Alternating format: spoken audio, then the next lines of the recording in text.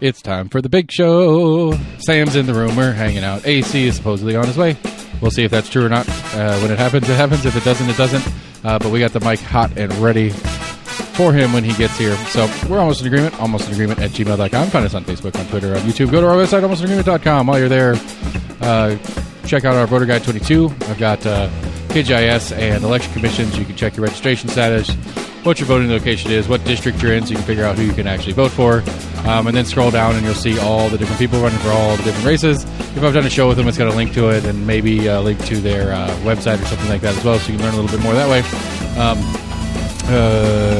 Favorite podcast provider, YouTube. Go there, like, share, all that stuff. Tell your friends about us. We're going to keep doing it. I've got Kaz Lit, who I've given a lot of shit to on Facebook recently, coming in tomorrow for another interview. He's running for trustee. That means I got to get Biggs back in, among other people. So we're going to keep working on it. We're going to keep doing all the shows we can do and talking about the stuff that we talk about and all that kind of stuff. So anyway, we're almost in agreement, and we're going to do a show.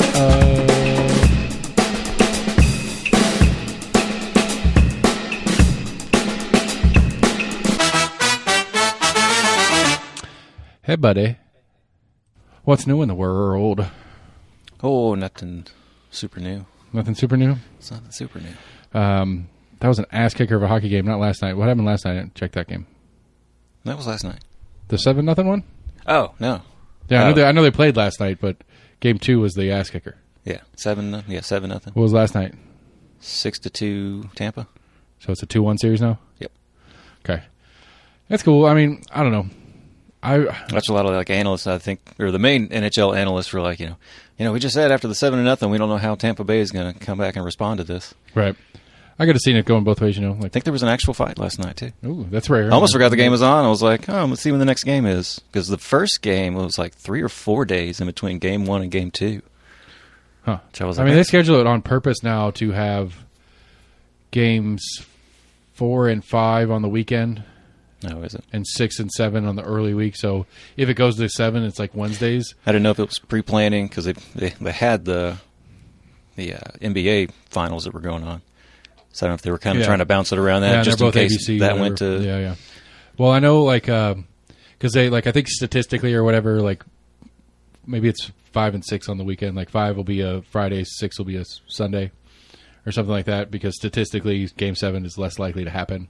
Yeah. And so they want that to be on a prime sports watching day instead of being in the middle of the week. They want the potential 5-6 on prime? Okay. Yeah. So, sweeps are very rare. Going all the way to Game 7 is very rare. So they want those 5-6, which are likely to be the game, right, to be on prime viewing or whatever. I learned an interesting thing today. I haven't verified this, but I was having lunch with my dad. And I was talking about how I fell out of love with baseball with the strike and all that different shit. And apparently, part of the rise of poker on TV was because the NHL strike back in the day. Huh. And so ESPN at that time had a contract and had a ton of hockey scheduled that year. And then when they went on strike, that season didn't play. And so they had a ton of time to fill. They promoted it big, and I think that was the first year they had the whole cards. Right, well, and the Moneymaker story was Chris Moneymaker, yeah. But again, the part of it being on TV at all, as much as it was in the first couple of years that it was on, or at least the first year that it was on, where they fully covered it, where it wasn't just a throwaway ESPN 6 kind of deal, where it was prime time ESPN. It's always in the summertime, though. That's when NHL season's not on. That's when the finals and shit are going on, which they lost that whole season to the strike. I don't remember. I don't know the specifics of it. I'll have to look it up. But the way my dad explained it was basically ESPN was freaking out because they didn't have anything to fill this slot. This poker tournament was happening, so they made it a thing, and that's where the rise and the start of the watching poker on television was, because they needed to fill a gap. Sure wasn't a baseball strike? He said it was the hockey strike of that year, because baseball I almost thought the WSOP was usually July, August. Because baseball, I don't remember if this would be one for AC when he gets here. Because for me, that was early 90s when there was the strike and lockout in fairly within a 4-year window. There's a strike, a couple years of baseball, and then a lockout. That's where I fell out of love with baseball. But that was early 90s. That was before I moved down here. So that was middle school era for me. they may have had another strike or whatever since then. I know they missed a bunch with, I don't know. I don't know. It's baseball. I mean, I'm sorry. I just can't. Well, they did implement that new rule to try to speed it up. I guess they only have like 2 minutes for the pitchers to warm up or something like that. They've actually put a time limit on them. Yeah, there's a couple different things they've tried to do to make it a better game. I mean, like, right, this game was 4 hours long. Like, nobody's watching this. Right. I mean, it's just, and baseball specifically does not lend itself to TV as well as other sports do. I think baseball and radio works well, but I think like NASCAR on TV, football on TV, hockey's, I don't think hockey changed much, but like I think football, so especially football on TV, the timing of the game, the pace of the game, and the way they can squeeze commercials for both the benefit of the ESPN or whoever's providing it, as well as the schools and all the different stuff. I think football works really well on TV. Because realistically, football's hard to watch in person. I thought, unless you've got good seats, I thought baseball was kind of the same way for me. At least on TV, you can get much better shots. Yeah. And if you're a stats dork, which, I mean, if you're like the truest of the true baseball fans or the stats dork, I think TV does well for that because they can put all that on the screen on the side and you can still see everything going on, but you get the pitch count and the balls and strikes and this guy's average versus lefties and this guy average versus this guy all time and all that kind of shit. Right. And it does do that well, but I mean, I just think that like a lot of other sports do better on television than baseball does. And again, part of like you said, part of it's just the totality of time that a baseball game takes. And some games are 2 hours, some games are 5 hours. Yeah. And there's really no telling which one's which. Just depends on when everybody gets out. I got an alert before we started of the NHL award ceremonies are tonight. Yeah, started at 8. We've got Nashville's got 2 players. Yeah, actually, I think Yossi's up for 2 awards. I saw the Ted Lindsay and Austin Matthews got the Hart Trophy. Oh, did he? Over McDavid and Igor Shesterkin. Yep. But I did see another one that says Shesterkin got the Vezina. Yeah, whatever the goalie one is. Yeah, that's Vezina. Yeah, Saros was up for it. Really? Yep. Really? I thought he had a pretty rough year. No, I mean, he had the most wins, I think, of any goalie. He also played the most games. But he still had a good goals against average. I mean, everyone expected us to do really shitty at the beginning of last season anyway. Yeah. I don't know. We got to make a trip this year, though. I'm sorry. That was one of the things I wanted to do this year. Oh, I got on a few times. I was like, I'm going to get tickets. And I was just like, ah. Yeah, I was all excited because Littman has a deal with the Bridgestone or with something because they're based in Nashville, blah, blah, blah. And it's like, employees get 20% off weekday game tickets. And so go to the site and use our Littman special code or whatever. And then like a week later, I was watching a game, and it's like, for 20% off weekday tickets, put in whatever, and it was whoever like the sponsor event was for the night or whatever. It's like, sometimes those are short term. I guess they're getting closer to like the game next week, and they're like, we still got more seats to fill, and they're like, all right, put up a code. Yeah, I just like, I don't know. I mean, I think that's one of the things. That's another thing about baseball that's a problem. There's so many damn games. I think that's one of the things that's a problem in hockey too. I think that's the worst in basketball though. Basketball's got too many damn games and their playoffs are too long because they have too many teams that make the playoffs. Like half the league makes playoffs. You play 80-something games for half the league to make the playoffs. What's the point of having the regular season? What's the percentage of NHL teams? There's 50-something? No, not that many. No, there's like 30. I think it's 30 because it's a weird number because it doesn't divide by 4. I think. And then how many make 16 teams? It might be. I mean, hockey might have the same problem. I don't know. I like the sport better, so I look over some of the things that I have issues with in other sports. But, yeah. I mean, I don't mind so many games, but I enjoy watching hockey. Right. And I enjoy, exactly. I enjoy watching hockey too. But I think the way the point system works in hockey for the regular season versus, I don't think basketball does the point system like that. Like it's not a 3-win, 2, like they don't have ties anyway. Right. It's just a win-loss record like football. Doesn't matter. So I think that part kind of changes the statistics of it. And I don't know. I just think basketball is such a soft sport comparatively. Like it's so much, it is a less physical game. It just is. It's not I'm not trying to talk shit about basketball, even though I will because I don't like it. But like it's a soft sport comparatively. And so like you get a stretch where a couple of stars are sitting out because they're nursing an injury in hockey. It's like, okay, that makes sense. Right. But when LeBron's sitting out a week just because it's middle of the season and it doesn't fucking matter and he just wants to take a break, it's kind of lame. Yeah, I've heard some pushback of some people, especially I guess of like visiting teams. They're like, "Hey, we hyped this game because we thought so and so and so and so and so and so were going to play." Right, then, we're the Minnesota Timberwolves. We don't have a lot of fans coming out for Minnesota Timberwolves. They come out for Golden State when they're in town because they want to see Steph play. Right. They come out when LA's in town because they just want to see LeBron and that team play or whatever. Like they want to see the stars from other teams. That's what sells more tickets for us. Because Popovich in San Antonio, and this was like 5 years ago.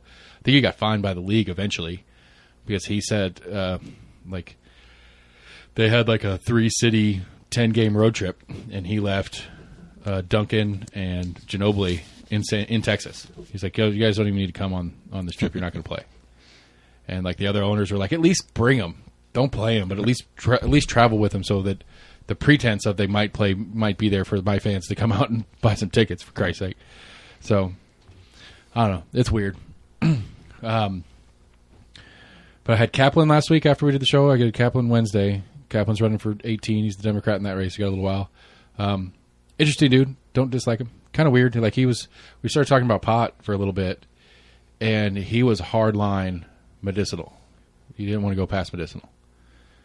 He thinks that it needs to be that highly regulated, that recreational is not an option. You're not allowed to have it if somebody else doesn't say okay, which obviously I think is stupid, but it's a step in the right direction. And we'll do like California did, and every fucking pain clinic or whatever on the planet is going to be like, "Oh, what's going on? Oh, you get headaches sometimes? Your big toe hurts a little bit because you walk a lot for your job. Here's a script." All right.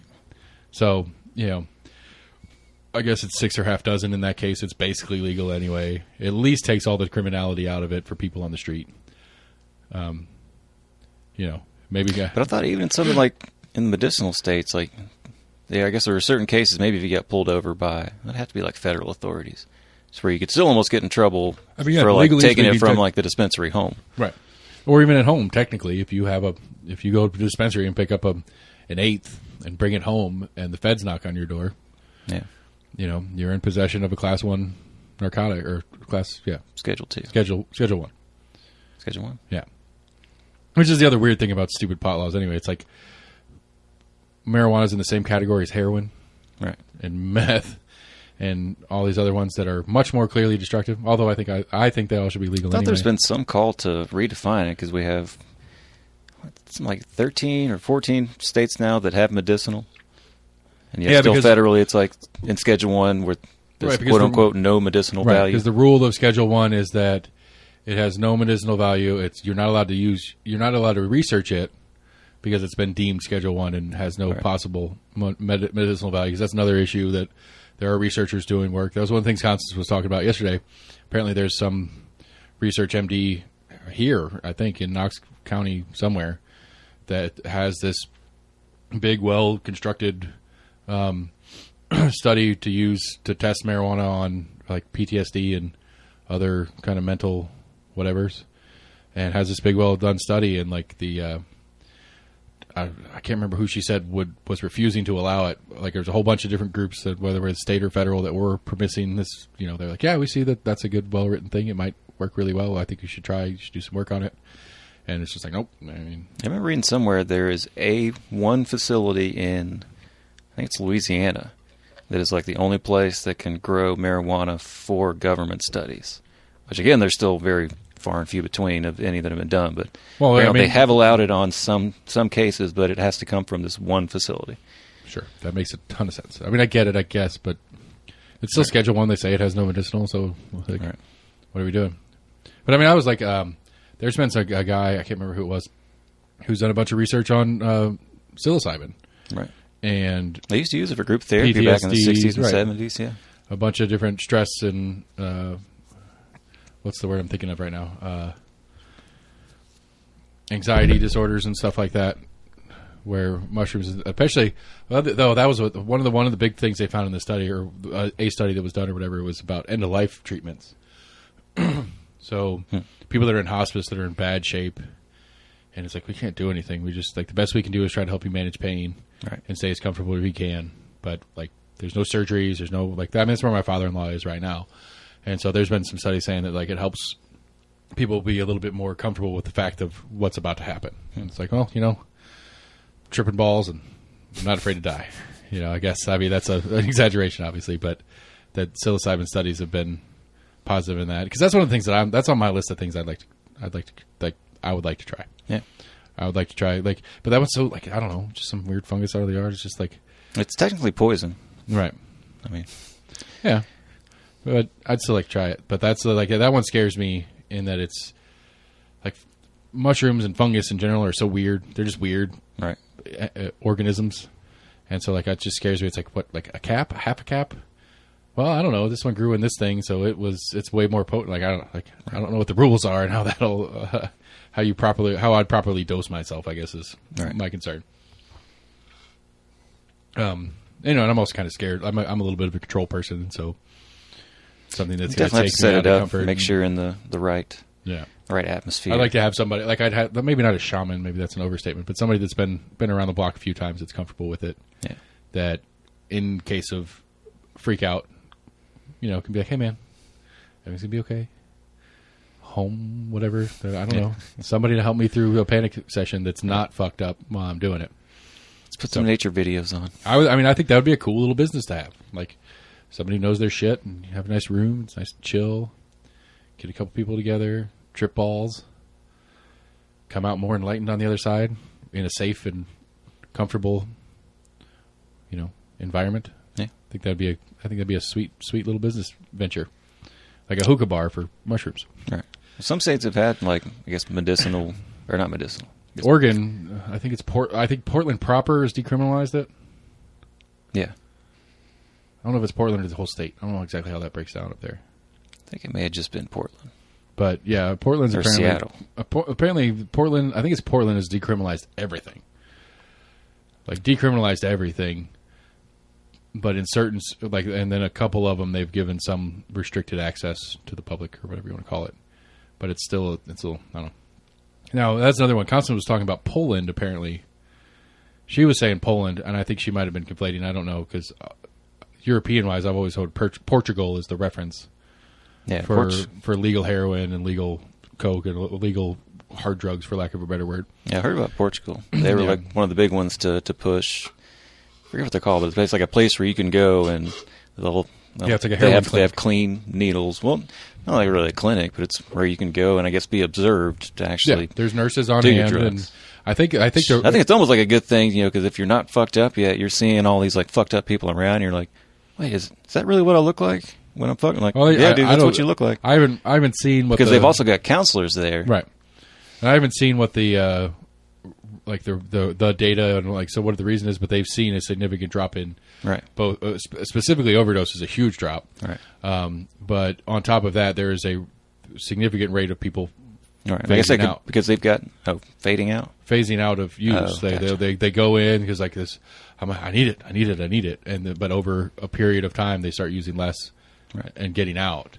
So I think part of that clinic is they've got social workers and drug counselors there. Yeah. Actually try to get you help because most people want help. They've just got the addiction. And I think part of it too is that again, as I understood it in the story I heard about it, is that it's not other than we're gonna administer the dose for you.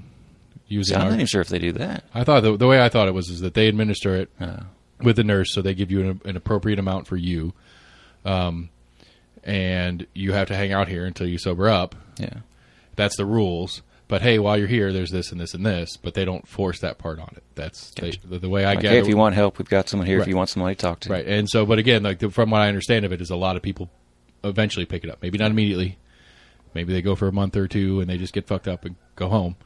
But eventually, they'll start phasing out and I want to say, of the tiny percentage of overdoses that are still happening. 90% of the overdoses that are still happening are off-site. So it's people getting black market and still using illegally, for lack of a better word. No, I think there's only been a couple. They've got medical staff there. Right. There's only been a couple people apparently under supervision that have died from an overdose or something like that. I don't know. I'd have to go reread and see some updates on it. It's been a while since I've read on it. Oh, shit. Because some cities are starting to give out basically drug test kits. I think that's They're cool hey, thing. you've got to stash test this before you take it, man. I think that's a really cool thing. That I think that Did you get this thing down in the corner? Like, Right. test it. Yeah, here's a. Do you know the guy It's you a got it fentanyl from? test kit, right? It's Right. it's like a fentanyl test kit or something like that. What's his name? Ari Shaffir, one of the comedians that runs around with Rogan and Kreischer and all them. Right. He was talking about it like he's a huge festival head. Like he does all the festivals every year. So he's probably just left Tennessee recently because he probably went to Bonnaroo this year. But he talks about how like he goes into festivals and he has a bunch of these little kits to test his shit. So he'll go buy whatever, and he's really into all sorts of shit. Like but he'll do ecstasy or Molly or all that stuff. Like he's into all that shit. Like he got in a bunch of. Well, anyway, that's a separate story. But he's like. That's one of his things. Like, why the fuck is this illegal? Like, why the fuck can't I just go buy Molly? Instead, I have to buy it from some weird guy that I don't know, and then I have to go get these test things to make sure he's giving me actual Molly instead of some other fucked up shit. Yeah. And it's like, if I could just buy it legally, I'd go have a good time and be done with it. But no, now I got to worry about some sleazeball sneaking a half a gram of fentanyl in it and getting dead. But I think it's a cool thing. I think it's something that should be very readily available, like, everywhere. Like schools should have it in weird random places where kids can feel comfortable taking it so they don't see a teacher, like a teacher doesn't see them getting it. I think that absolutely they should have those in high schools. Test kits? Yeah. I mean, it's the same. It's going to run into that same thing, It's that same thing. It's like, well, by giving them the test kit, you're encouraging them to do it. It's like, Right. well, but by them being teenagers, they're going to try to do it. So let's at least try to, do some harm reduction here and give them options to be as safe as they can be with something that's inherently unsafe. If they're going to do it, well, let's at least make sure they're not getting some fentanyl-laced bullshit because they don't know who the fuck they're buying from. They don't have a relationship with their dealer. Right. So let's try to make this. Let's be realistic about what's happening. Same things like condoms. I think condoms should be at school again. Like there should be like a cool, like low-key spot. No, abstinence only. That's the only thing you can teach in school. There should be a cool low-key spot where kids can get access without being scrutinized and seen by others and whatever, so they can privately go and take care of a lot of the things that these kids are fucking doing, and they're having to do it in hiding. Can't steal it from the drugstores anymore. They keep them locked out. I know. I mean, I don't know. Condoms are a weird one. Like, birth control in general should be, I don't know, I can't say that. Never mind. It would be cooler if they were readily available and cheap as shit or free, but I can't really say that. That's not Health really department tried. gives condoms for free. Yeah. I don't know how many. Yeah, I remember going there. We had to go when we got pregnant first time and get the official pregnancy test so that we could get on 10 Care because at the time we didn't have insurance and that kind of shit. Right. I remember standing there at the counter. It's just like a candy bowl full of condoms as we're checking in. It's like a little late for that, but thanks anyway. But is this real or is this candy? well, it's like what's the scene from Jay? Was it Jay and Silent Bob? What are you guys doing hanging outside of an abortion clinic? Well, the chicks put out. Oh, jeez. Terrible joke. I'm sorry. Yeah. I didn't make it. I just repeated it. Yeah. I'm a bad guy. I was listening to Rogan today, and he had Tim Kennedy. Okay, yeah. Heard that name. I think I've seen a couple little clips He's like of a him on special there. force Army guy. He's a former MMA fighter, but he was in the Army, left the Army, did MMA for a while, re-enlisted, spent a bunch of time in Afghanistan and Iraq. He was telling a story like he apparently there was I can't remember what he called it. It's a NGO, non-government organization, and he and some buddies had ended up like forming this NGO, and they were going over in the withdrawal period for Afghanistan. And so it was like went over there, had a list of people, and they had to go out into like when like at the tail end of it, it was just the Kabul airport was all that was left. And they had like a full border around it, and all these people trying to get in. There was like some spots where they were allowed to sneak in and out or whatever as NGOs, and they'd sneak out into Kabul, go find these people, make sure they're the right people, sneak them back in. Right. And I mean, there was one. I don't even know if I want to. It was a tough story. He was talking about it. He was talking about seeing like there's just all these people trying to get in. They want to get in because essentially the airport had become the U.S. embassy, Right. functionally. So there's all these people trying to get in. And he's like, at one point there were moms that were beach balling their babies, like at a concert. You get the beach ball and it rolls over the crowd. Right. So it's like lifting the baby up and passing it forward and passing it forward. So it got up to this close to the wall, and then the person in the front's trying to hand it to the guard on the fence, and he's like, I can't. And then the baby gets passed back or whatever. And apparently some moms were so desperate they were tossing their kids over the fence. And there's barbed wire on both sides of the fence. Yeah. It's like, God damn. Yeah, I think they rough. just released the report. I forget who it was. I guess the Air Force did the report. 'Cause I don't know if you saw any of the video. There were people that were like, as the plane's trying to take off, Right, grabbing on the landing gear and shit. Yeah, like holding onto the wheels and stuff. Yeah. I don't know what you do. I mean, I don't know what to do about it. Like, I don't know. I mean, other than stay in I Afghanistan. mean, they for were another basically just like, fucking decade. we had to go. Like, it was Yeah. a deteriorating situation. Right. They're like, we mourn the losses. They're like, but Yeah. we couldn't just stop. Yeah. Because at that point, I think people were like flooding the whole tarmac anyway. Yeah. They were like, this was the last flight out. Like, we had to go. Right. We can't put more people on this thing. There's nothing else we can do. Right. It's a gross situation. But he was talking about, like, he was at whatever the air base is nearby that everybody was complaining about not being used properly or whatever in the evacuation. He said he was there for a little bit, and Bagram? Yeah. It might be in Iraq. Never mind. anyway, whatever. But he was there for a little while, and they had and it was during the actual base's evacuation. And he was talking about all the different guys doing all the different stuff, and they were like lining up all their whatever M16s or whatever the current standard issue rifle is. They're lining them up and rolling them over with tanks and Humvees and shit to get them just busted because they're like they were instructed, we're not taking these back, but don't let them destroy them so they can't use them. Right. Says he walks up on a dude who's got a pickaxe, just a standard pickaxe, and he's just beating the shit out of a Black Hawk.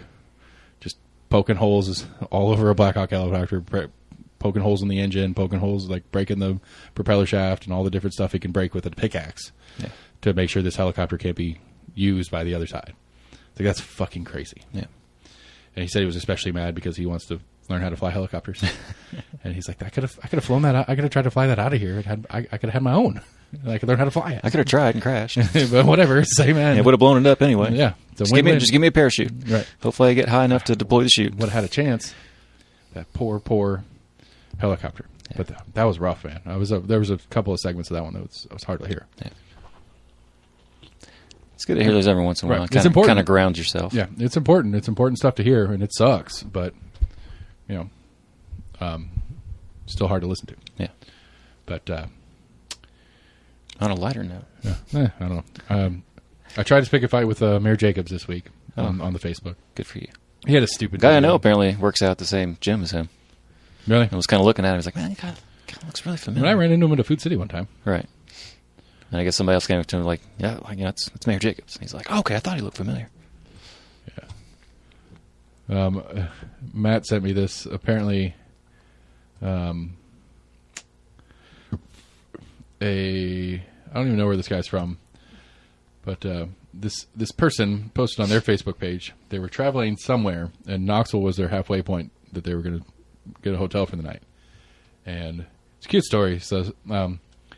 So last Tuesday, Eric and I were talking about the upcoming trip, knowing we were staying halfway in Knoxville. He mentioned how cool it would be if he could happen to see Mayor Glenn Jacobs, a.k.a. Kane from WWE, thinking the chances would be slim to none. So Wednesday morning, without him knowing, I woke up and made the call to the Knox County Mayor's office. I spoke to his assistant, and he was nice enough to arrange a meeting with Mayor Kane while we were in town. Essentially, that's we chatted a bit. He signed a action figure or something like that. Which is a cool story. Don't know where these people are from. It looks like they're from Illinois. No, they're from North Carolina. I don't know. Anyway, they were going somewhere. They stopped in town, and it really, it's kind of a sweet story from the wife putting out the effort and getting the thing. But the complaint, and understandable complaint from Matt, is business hours. As the mayor, non-citizen fan of his prior career, taking up business hour time. Right.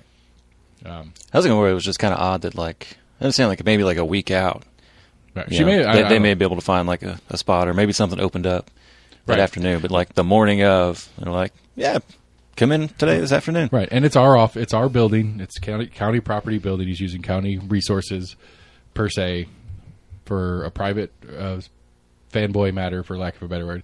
And I get that. But at the same time, I don't know. I don't know what the definition is because he's a full-time employee. Is there any off-the-clock time? He's a big guy. Maybe that was part of his 2-hour lunch break.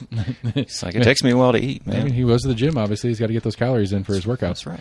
But the question to me, I guess, is, it's what we consider a full-time position. It's a full-time hire by definition of the state. I don't know what the state defines full-time as, because I don't know if it's 8 to 5, Monday through Friday, but he does stuff on Saturday within the capacity of the mayor. Right. And so the question to me, I guess, is, as the mayor, is it assumed that you're always on? Unless maybe you might be allowed a specific vacation where you take a week, you go out of town, you relax, whatever. But more or less, as the mayor, are you always on? Like if an emergent case, if something crazy happens and it's 11 o'clock at night and he's at home, I'm sure he's getting a phone call. Oh, yeah. And I'm sure he's at least putting out a press release, maybe a written one, or maybe he's going downtown or to some place to do where he notifies the press that he wants to come out and do a public want to make a statement about the situation or whatever. And so, I don't know. Maybe this is my version of you being kind of generous in the situation and trying to say, I don't know. If he's to me, I feel like he's always on. Like it's a job that he does not get to take a break from. It's right. It's not like a police officer, where you're right. He's not clocking out. The shift's not done. Right. You're not in uniform anymore. You're no longer a police officer. You're just a citizen. Right. And so, I don't know. I guess I lean towards he's always on. Big deal if he takes a little bit for his past life, his other life, whatever you want to call his previous career kind of thing. Yeah, my next question, how long was this? Was this like a 10-minute meet and greet? Right. Did he spend like 2 hours? Hey, you got like 10 minutes, man. Like, right. Take a picture of us, like shaking hands. I'll sign this. And it's good to meet you. Right. From the photos from the individual, it seemed like it was out there in the hallway of the city county building, in front of the Great Seal on whatever floor the mayor's office is on. It didn't appear to me that he was even came into the mayor's office. Yeah. But then again, Matt had to get follow up too. He's like, well, why don't you call the mayor's office tomorrow and ask for a 3:00 meeting on Thursday, right? And see how you can see if that was my first thing. It's like, wait, how did he get a meeting that quickly? Right. But I think too, it's like you said, is like something fell through. That was a gap in his schedule, right? Because the assistant is the one that set it up, so it's obviously like. Right, he knows the schedule. Right, he wasn't skipping a meeting with somebody else to do this thing. I don't know. Maybe that'll come out. Yeah, we didn't just bump the vice mayor out of the way. Like, oh no, this guy's coming in he had a flight and he's in town on a layover. Right, he's here for 47 minutes. Said he'd really like to meet him. I'm sorry. My Kane fans come first. Yeah. What do you want me to say? Can we move your budget proposal back till tomorrow? So, I don't know. I don't see it as a big deal, but I do understand that it brings up a little question mark. I get that. So I'm not gonna pitch a fit per se, but I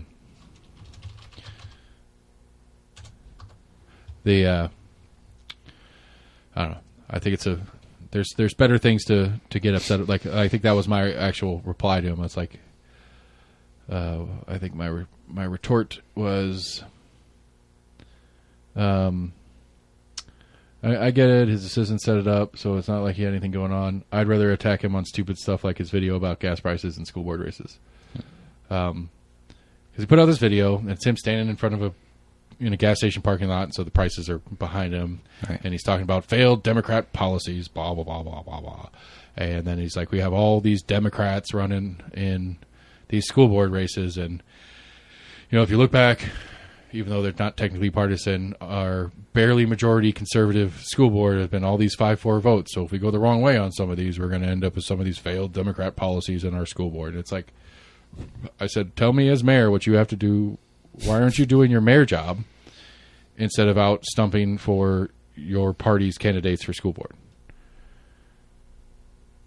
Because it's the same. As you mentioned a couple weeks ago, you wanted to make sure I was doing it evenly. Maybe not evenly in numbers, but as I see them, I call them out. I think it's bullshit, and it needs to be. I think it needs to be called out as such. You said all these people on there like, yeah, damn right, mayor, you're my mayor, you got my vote, and then a couple people were like, you're a fucking idiot, and this kind of shit. And it's like, maybe the you're a fucking idiots are on the same page as me about what my complaint in the video was, but I doubt it. I think most people are like, I don't like you because you're Mayor Kane and you're a Republican and blah, blah, blah, blah, blah. I just think I can't just continue to pretend like this dumbass party politics is okay. And some of this party politics is just getting crazy. What do you got?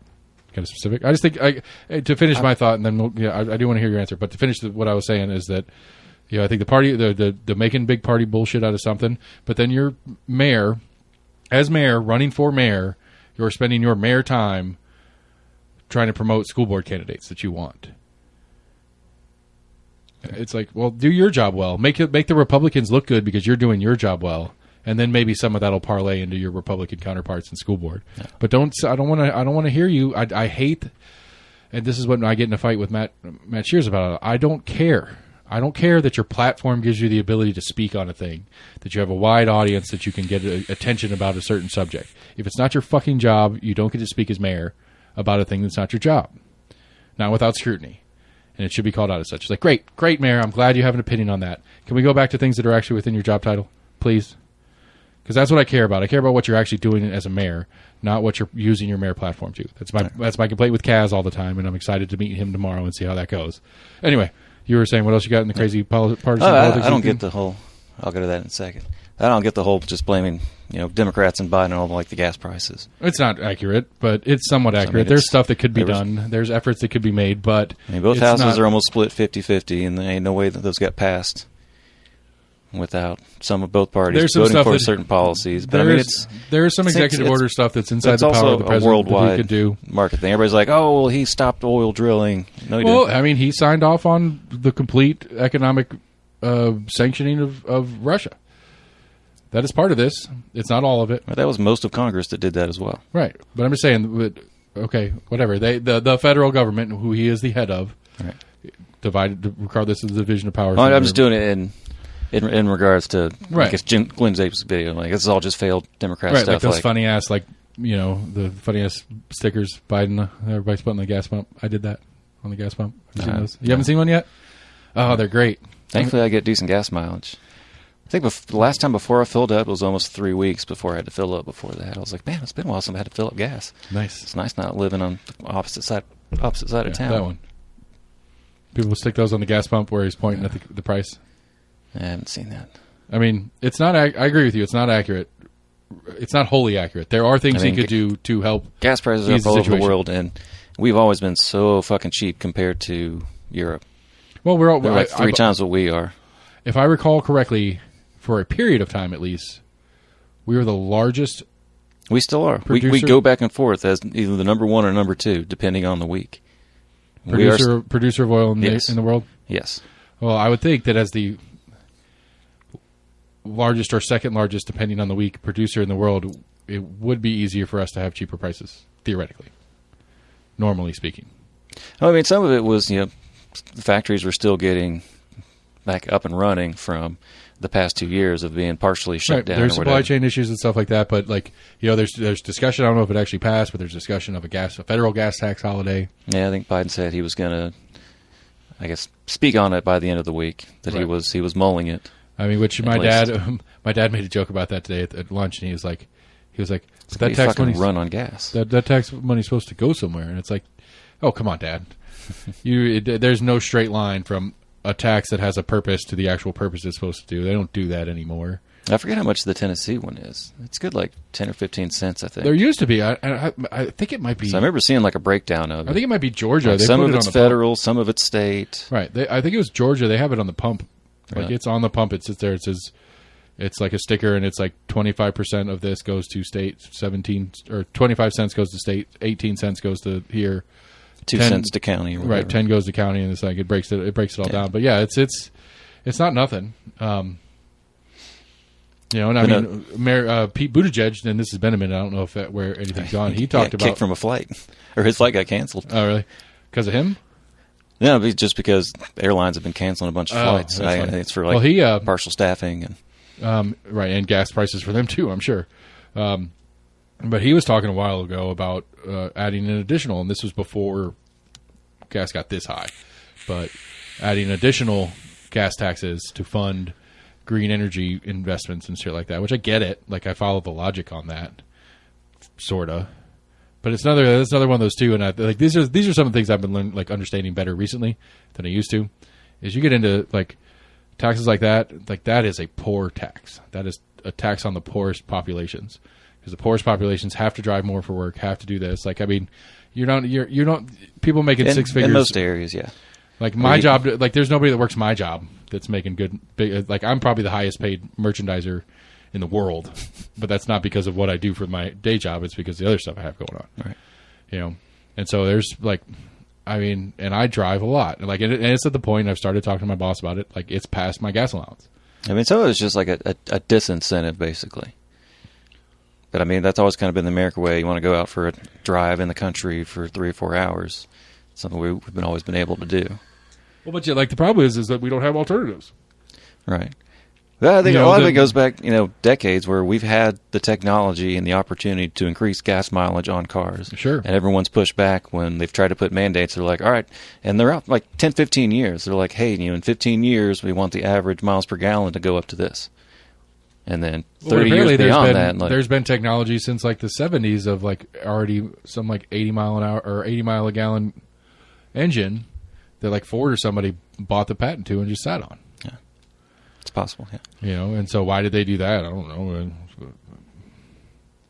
I would feel like that would be a competitive thing to put in your vehicle if you still hold the patent for it.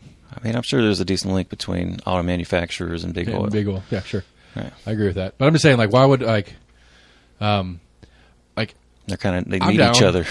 Well, yeah, but I'm down with having public transport that's functional, but it's like you can't tax me out of being you can't tax the affordability of me driving out without giving me something else. Right. We've got to figure out, like, this is one of those future conversations. Like, we've got to figure out what the work is. Like, what are my kids going to do when they graduate high school? What work is still going to be around? Right. They're like, especially like around here, like there's a big push in Knox County schools and the Mayor Jacobs' cool little vocational tech office thing or tech school that he's having built or whatever the whole thing is. It's like, well, yeah, trades are important. We need trade workers. But what does almost every trade worker do? Drive to the job site. Right.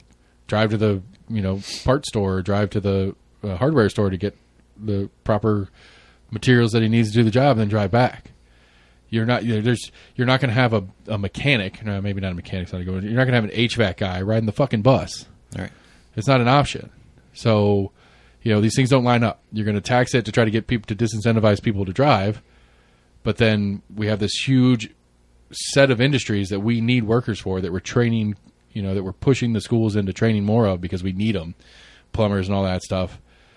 But then, outside of going and working for some big plumbing company that's buying them a vehicle and doing all that stuff, and even that, you're pricing people out of being able to. It makes it harder for them to work, makes the cost of doing plumbing more expensive, and makes it forces less demand because people can't afford to have a plumber come out because one of the prices that a plumbing company has to roll in is that gas price because they have to drive to site.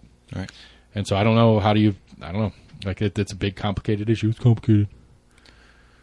But there's also many people that aren't driving around that much for their work.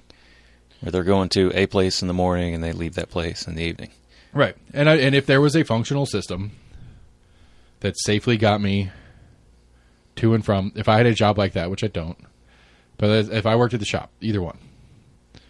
Like right now, I can't, I could ride my bike. That'd be the only non-gas way I could get there. And that would not be a fun bike ride. Bus comes down North Shore. No, it doesn't. I've seen him. All right. Cat bus routes. Here we go. I did not know. So I thought there was one right here at Rocky Hill because it's still part of the city. It is still part of the city. I've seen them drive in front of the shop. Let's see. Schedules and maps. And they're also operating on a reduced.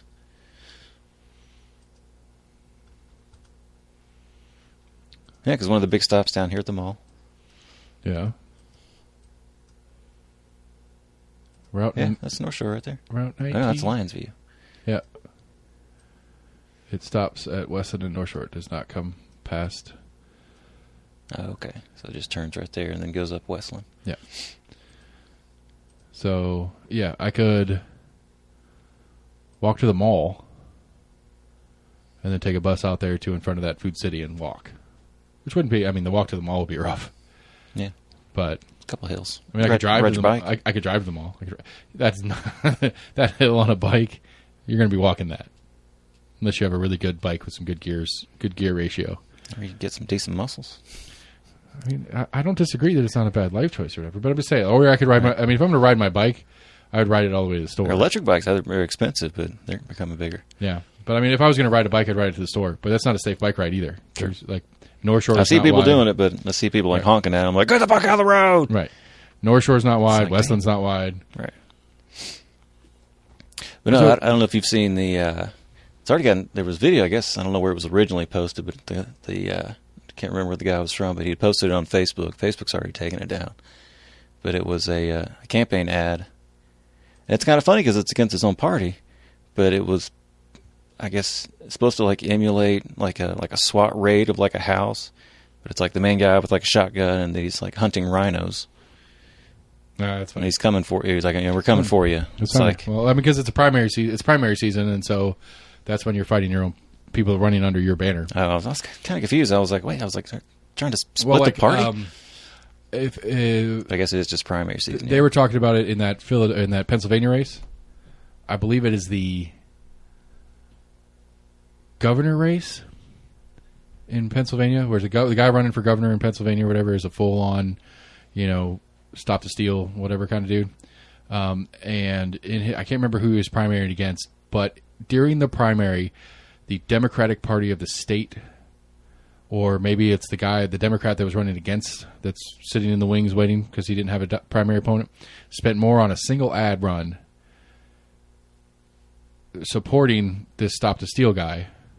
I think I heard something about like they think he's an easier, right? Because they think he's an easier one to beat. They're like, this guy's the nut job. We want the nut job to win the primary because we can beat the nut job. We might have a harder time with the other guy. Well, let's talk about 2016 and what the Democrats did with Trump, because they wanted Trump the nut job because they thought he was the easy one to beat in the Republican field. I don't think anyone advocated for it. Most people didn't think he had a snowball's chance in hell. I would have when there was still 10, 15 of them. They thought he'd do well enough, but I think most people didn't expect him to. I don't think people expected him to, but I think there were power players in the Democratic Party that were supporting that run. If you want to find me some kind of proof on that, but that sounds pretty damn far-fetched.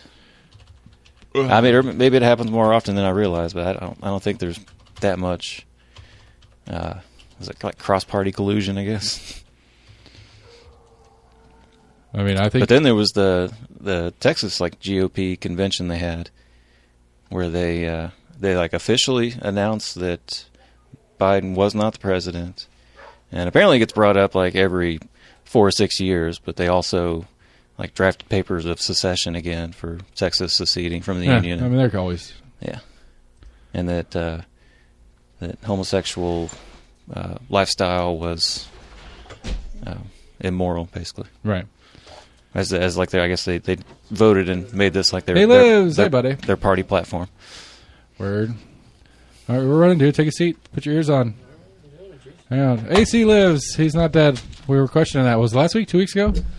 We were stipulating that we should probably go check on you and do a. He'd gone dark. He'd gone dark for a bit. It's been rough, man. It might have been time for a wellness check. Yeah, shit. Sitting on my testicles here. Turn up the. I got you, buddy. Mic or headphones or both or whatever. Headphones will be behind you. Huh? Whatever you're plugged into. Yeah, the brown line goes behind you. It's got a volume knob. Right, remember that one? You're talking to the side, not to the top. Sure. Anyway, so we were talking hockey earlier. You didn't miss that. How's baseball season going? If I'm going to be the only one talking, there's no reason for me to talk about that. Huh? So we were like, we were discussing the like me falling out of love with baseball, which is the early '90s strike lockout series or whatever. Okay. And there was a question of whether has there been a strike or lockout since. We just had one this year. Yeah. See, I told you don't pay attention. Fuck me. Yeah, we just had one. I mean, I'm not lying when I say I don't pay attention to baseball. Yeah, you clearly don't. I mean, we just had one. Okay. Has there been one between that set? No, there hasn't been. Things are a little different. Not that anybody gives a shit. So this will be just 2 minutes of me talking. But nobody was really talking about how much the players were making this time around. It was more of a minor leaguers get shit on. Right. They have terrible working conditions. I mean, like realistically, they do. COVID year, they had to train on their own. They didn't get hardly any payment. So a lot of the collective bargaining agreement stuff for this current technically it was a lockout, but it doesn't. But it's for the lower end of. It's semantics. Yeah, but it was for the lower end, not for the Bryce Harpers and Aaron Judges, Right. people you don't have a clue who they are. But the higher end baseball players, the higher paid baseball players. It wasn't about them this time. It was about league minimum salaries and that sort of thing. Gotcha. Yeah, baseball. Yep. That's what we got. So it's new, buddy. Cool. So you put an offer on a house. You got a house. You bought a house. You're in contract. You're waiting on inspections. We got some inspection info back. We underbid and they accepted, and there's some work to be done. So, I don't know, throw 50 or 60,000 into it, and we're still probably 50 or 60,000 less than what we would have spent on a different house that we've put offers in previously. So, Right. I wish the house was bigger. It's like 1,800 square feet, something like that. Yeah. But it's a terrible market, and you buy what you can. I mean, and you don't have to be specific, but around here, it's close. yeah, it's I don't know, probably 12 minutes from here. Nice. 10, Add maybe. on or buy a little she shed, he shed. Well, the good thing is new position at work might provide some extra income, and I may still take a travel contract again. So, like realistically, like without having to do a whole lot of math or mental gymnastics, we could probably get this thing paid off in like 2 years. Damn. So if we get it paid off in 2 years, turn that sucker into a rental property, and then ultimately the goal is try to find. Yeah, it's a fun little game. Yeah, I get it. Yeah, You go Max's half an Brothers acre. route and buy a big catamaran and just sail around. Yeah. Pop into port and dude, I'm check out some medical yeah, needs for the I'm area. 40. I don't want to fucking work anymore, dude. Right. Which sounds ridiculous because, like, No, in 2020, I had like 36 days off the entire fucking year. Man, life's short. I'm fucking sick of it. I don't want to work anymore. Like, realistically. So, by the time I'm 50, I don't want to fucking do anything. I want to travel, have sex, but other than that, drink beer and, do this with this asshole. But, yeah, man, I'm sick of working. Yeah. I would like to be doing this full time. That would be my only job, which it'll stay hobby, technically, by the IRS standards. Actually, no, I got to actually do the paperwork, and I've gotten paid for this, so I've collected sales tax. I need to send that to the state, so shouldn't have said it on the air. Fuck. You're going to get rid of it. Yeah, but it's a paying gig now. Not huge money, but I get not this show, the other show I produce, but we'll get a couple more shows. Please, sir, while you're at it, I will partake. I'm good. Thank you, though. I got some Jack and another bourbon that you probably won't like. Yeah, that's okay. And some Bacardi. I still owe you some money. I don't owe you like $100. I don't think so. I don't remember. Oh yeah. I owe you some money. Yeah, you paid me 50 of it. That's right. You owe me Okay. another. You owe me 20 too. Well, you don't owe me 20. You have $20 on it. My dumbass can't count. Do I still? I need to go back and find that bet. We've got to get a sheet. We have to have a standard sheet in the room. Well, holding bets. yeah, that's actually a really good idea. All the bets that we do have, it might be a good idea for us to have like a Google Doc of all the running bets. That way, we all have access to I mean, it. I think- like similar to the Waverly hunting thing. Yeah, you know? I think we'll put it. If we're gonna do, if it's on air bets, then I think I'll do it on the website. Okay. We can have it sitting on the website so that everybody can see. And then hopefully somebody will come back and be like, hey, by the way, Sam, you won that bet. You need to collect because we'll forget about it like we do. And Yeah, pretty much. we'll make some other bet. And be like, oh, shit, this bet's still open. Because One of our 3 fans is going to keep up with that. Wow, we went up. we were past, we're well past that. Oh, Jesus, listen to this guy. We almost into double digits. Legitimately, Is that including family members? legitimately, I get a few messages a week from different people on episodes. So Grumpy Seth and Happy Seth are not different people. They're actually the same person. Well, I mean, it's right, either through the Facebook page or people that actually know me. I don't think he actually. You know what I'm getting at here, Sam? He glazed over it. Yeah, I was thinking it like in a Tyler Durden sort of way, but I don't think he picked up on that. I mean, I'm the same me on the show and off the show, so Yeah, I still don't think he's getting it, No, but that's I'm okay. not- But that's okay. Speaking of bets, Oh, I'm talking to myself. Is that what you're saying? hey, there we go. I mean, maybe I could be. You like talking, so and you're not terrible at it. Fuck, hard to give him a compliment. Give you less than 5 minutes. Speaking of bets, Max bet about Biden not making it out of his entire term. He's going to make it. So, wasn't it a sportsman license? I believe it was a sportsman. Okay, I couldn't remember if it was sportsman or if it was a lifetime sportsman's. We'll have to go. See, that's why we need to write them down because I don't remember. There was what another episode one. it was. There was a number of random hunting license bets that were going I mean, around. I know I'm Well, like, he right. lost. I'm like, he you guys lost are gonna- all of those. I was like, somebody's going to have like licenses just left and right. I have none. I have no open. Sam and I have a $5 bet open. That's the only bet I have open on this currently. Because I wasn't getting in on Max's bet about like I tend to agree with Max on it, but or at least at the time I tended to because Why? I don't know. He's the same age as Because Trump. it's funny. Listen, you're too logical and too cheap to agree with Max to say it's funny. That's not a good enough reason. Okay, well I didn't bet on it because I didn't believe in it strongly enough to. Okay, bet that's on it. okay. I agree with that. But it is funny to talk about.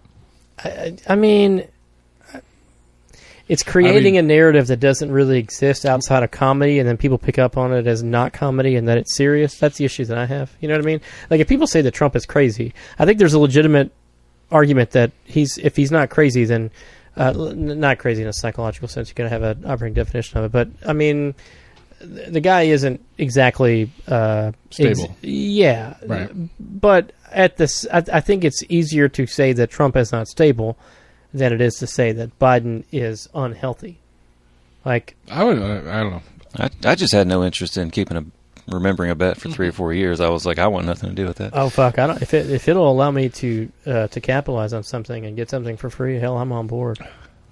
But then yeah. you probably would have reasoned just buying a lifetime for yourself anyway. And you're like, That's true. What's that bet going to get you now? Well, it would have got Equal it would've value. got- I guess yeah, equal Max would value. have had one. I'd be like, hey man, guess what? I bought 2 of them. One for me, one for you. Yours is cheaper because you're older. You know, at least get or equal value in something different. It's like, well, you know, Right, like you did with the gun holster, yeah, which I tried on for the actual very first time. right. Because you're trying to Last take it to night. Africa now, but you got to go through the paperwork, and you don't want to do that. That is correct. is correct. He was telling me about that. Max, yesterday. Yeah, he was like, "What the?" He was like, "We already went through all the fucking paperwork to getting our guns over there, and now I let's add did one." well. So I mean, I had my toddler with me, and like it was already weird enough as it was. And I'm taking my toddler downtown with a fucking rifle. So she's in my left hand, and I got a rifle and a case walking down the sidewalk of downtown Knoxville. That was already weird enough, and I was just like, "Well, fuck, I could have brought the handgun." You have to bring the too. gun. You have to bring the gun to register it. Oh yeah, Huh. yeah. And it was one of the daddy daycare days, and like it needed to get So done. the federal building, where'd you have to yeah, go?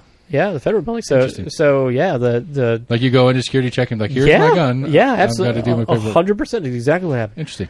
It was like the scene of the original Matrix where Trinity and Neo walk into that building. It's toward the Yeah. like saving Morpheus thing. Yeah. It felt very much like that, where like you walk You in. And imagined yourself throwing the baby because it's actually a grenade, and then pulling your rifle out and going crazy. I'd run out the front door with her. Probably is what I would do, and I could just have the gun. But it seemed like that scene kind of seemed, like it looked like that, where you just got a I bunch remember of like they take your agents and a phone there conveyor too, belt. don't they? Yeah, they make you take everything out of your pockets. Yeah. I'm like, hey, I'm not smuggling anything in my daughter, but do you want her to walk first? I mean, she can't really walk first, so what do you want me to do? Right. What do you want me to do here? So, anyway, yeah, I should have brought the handgun, and in my mind, I was just thinking I don't want to get shot by some rogue police officer.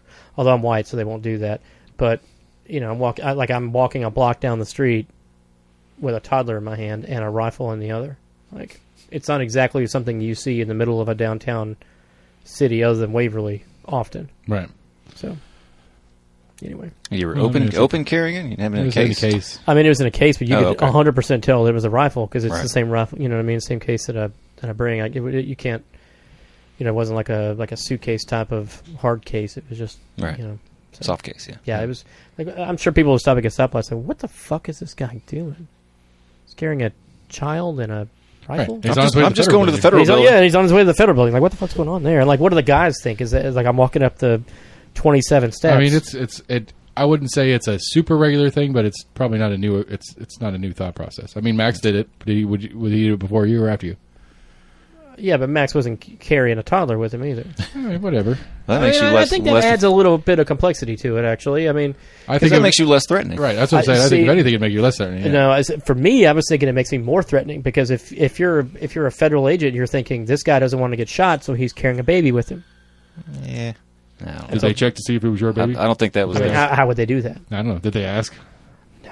Hey, is that I your don't- baby? You have paperwork on that, baby? Yeah, like what am I going to provide him? I'm just saying, like it'd be a funny, it'd be a funny thing to say because if that, I mean, I get what you're saying on the thought process. It's like he's carrying a human shield. Well, he's not going to do it with his own kids. That's exactly what I was thinking. I don't think that. I That's think that what would be their a funny- first impression would That's be. exactly what I was Their thinking. So first I wa- impression would be he is less threatening because he's carrying his child in his hands. I mean, you're less. I mean, you're going to be less quick on the draw for sure. I guess. Because you only have one I hand. opened up the door and I was like, hey, I have an appointment here. I'm happy to put the gun down, but I also have a child. All I have is this rifle. And there's like 3 or 4 guys. They just started, snickering, laughing. Like, come on, man, it's fine. That's what I'm saying. I'm assuming that it's not a super rare occurrence to them. The baby, yes. That's what I But- mean. The gun thing wasn't because we did have an appointment, but we had to get an elevator with an armed guard going upstairs, and like there's like a secret knock. For the you can ask Max this. I'm not making this shit up. You had to. That probably wasn't it. If it was, it's not that secret anymore. But Shit, we gotta change it. All three people now. Yeah, so. like we, we had to go up like 3 or 4 stories and like go down a hallway and some guy behind a door and yeah, it was a thing. It really was. Anyway, as it should be, I suppose. I mean, if you're carrying guns on an airplane, you might want to make sure that it's not Saubra Deef. It's fucked up, bro. So that's just paper for you to give when you go and check your weapon in before you fly out. Yeah, and also the South African folks in Johannesburg also needs the copy from a U.S. embassy / consulate / federal officer that says that what I am bringing into their country is not illegal and that they've signed off on it. So if you lose the paper, you're fucked. So the federal guy said if you give this paper to anybody, they may accidentally take it. And if that's the case, you can't bring it back on the plane. I'm like, well, that fucking sucks. So what do I do if some Johannesburg police guy says, I have to take this? Is it embossed or anything? Could you make a copy of it to have a spare back It's copy? got a or stamp and like It's stamped some and sort of everything. wax something on it. I don't know. Anyway, I don't know how we got down this fucking road, but yeah, I should have brought the handgun. Then at least And if make they one more steal trip one with of the your- baby. You should probably get a different piece of paper for that one. Yeah, you have to. So if you lose one piece of paper, you can at least get one gun back, Right. or have one gun out in the bush. Well, and I've spent a little bit of time just over the last day or two just like looking at like CDC and State Department websites about threat levels for that particular part of the world. Yeah. And, I'm sure they would say that about Chicago and fucking New York City and that sort of shit. But, I mean, like... It's not nothing. It's a little bit easier to pull out a handgun and shoot somebody than it is to pull out a fucking 300. Right. Yet you bring your 300 when you're going archery, just in case. Yeah. For bears, mostly. Right. Just anyway, I'm excited to get back up to the Royal Blue. Yeah, I need to... so at some point, and maybe this isn't a podcast conversation, but at some point, I mean, the quotas are going to come out here in a couple of weeks. So we need to have a conversation about that. And we need to have a conversation about whether or not anybody other than Max and I are getting into the woods earlier than... No, for the big weekend, I don't know. I'll have to look at what's going on for us for that schedule. But I figure, well, I mean, as of right now, we don't have a camper, and we won't, like, for this foreseeable future. Yeah, we could rent one. Yeah. True. I mean, we could... I mean, we didn't... I got a tent. I'm not fucking doing that. I love you, man. I'm not fucking doing that. No. I'll pick up a contract. We'll fucking build a house before I do that shit. Didn't you look into what's the name of that town you turned into, Dixon? Didn't you look into Dixon? They had some like RV rentals there. I don't remember. I thought you did that, or maybe Max did that. Somebody did that. Or maybe it was in Nashville, where we could actually rent one as opposed to having one that was. We all pile in and drive to Nashville, and then yeah, we can figure it out. It's not that big a deal. I just think we need to make a decision on what the plan is, and then we can mess around with that part. Mm-hmm. I ain't. I don't know, but I'm like, I intend to get up to what is it, I guess. What's the other side? Where did we go? It's not Royal Blue. It's the other half. Sunquist? Yeah, I intend to get up there and finding that guy in the Jeep and talking to him about where he sets up. Because I told you, me and the boys went shed hunting. Did I talk about that? Yeah. And ran into another elk where I ran into an elk. With me? With you. No, that was when... Did you see that one that you just didn't see the deer? Yeah. Okay. Yeah. I can't remember. The time all three of us went, we went together and we were you were in a different spot than us. And because you and I went way down deep in it, and you were somewhere else. Or maybe not. Was he there with us? I don't think I was there. Because we came out and find the spot you were talking about. later that's on like the top of the hill. Yeah. Yeah. I've seen elk there every single time that I've been there. Yeah, every but, time. But the first time we went, and we ran. I think we were trying to go to Royal Blue and ended up in Sunquist. Well, I mean, it's where you sent us, and so Yeah. that's where we were trying to go. I would like to go over the Royal Blue side and wander around and find some stuff over there too. So I emailed to the email group. It's probably been a month, maybe 6 weeks ago now. I was at work, of course. There were some proposed changes that TWRA had provided. They weren't final just yet for dates. But in the PDF, there's something in there that says that the last weekend in August, it's like a Friday, Saturday, and a Sunday, is a velvet hunt. And it's the entire state. Like last year, it was just CWD area. Right. So, that's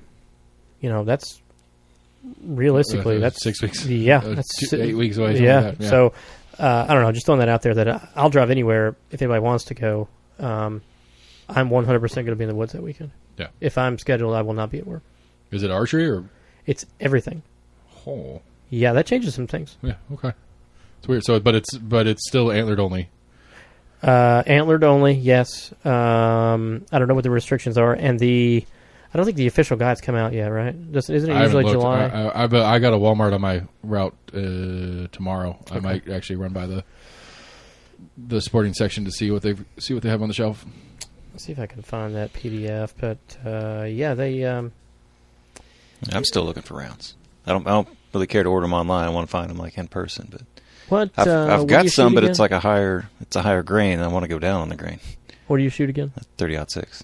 I got it because it was supposed to be like the most plentiful freaking round out there. Everybody in the Brothers got a 30-06, but no. How many do you want? Because there have been a few times. Well, it's been a while ago now because I've worked so much here the last few weeks. But I was at Academy. It was probably maybe end of May. I mean, if I can find 145, 150 grain, 'cause right now I've got 185 grain, and I think that's more than what I really need. I mean, that'd be good for like an elk hunt, but in the woods, deer hunting. So how many boxes would you need? I mean, I was going to buy 3 or 4 just to go ahead and have some. Okay. Because that's the one like downside to it is I want to find like a good round that I can then sight in everything with and have everything set up versus swapping rounds and then having to resight everything. I want to get a 22 for the kids. You should. I really take do. it to a class. It's on my agenda. Yeah, you too. Because they're so much fun to shoot. Buy them an air gun first. If you're concerned about if you're delaying for whatever reason. I mean, we went up. We had a scout thing where we went. At least me and the old one. We went up to rifle range and we got shotguns and archery and they had high caliber, but we only shot 22 because they got to be like 14 for the scout rules or whatever to shoot the higher caliber. I mean, I've got an old 22 you can borrow if you want. They're just fun to shoot. Yeah, they are. Like, forget the kids. I just want to shoot them. Forget the kids. Forget the kids. So page number. This is the final April 22 season setting preview. So go to 38, page 38. Good God Almighty! I actually sat in on the. There was one in like April, I think. I'm not seeing page numbers. Go up. You went down too far. Deer management. Turkey management. We're talking about changing. Use the scroller. Maybe the scroller will give you page numbers. Nope. Okay. Keep going. I know what it is if I see it. Keep going. I think.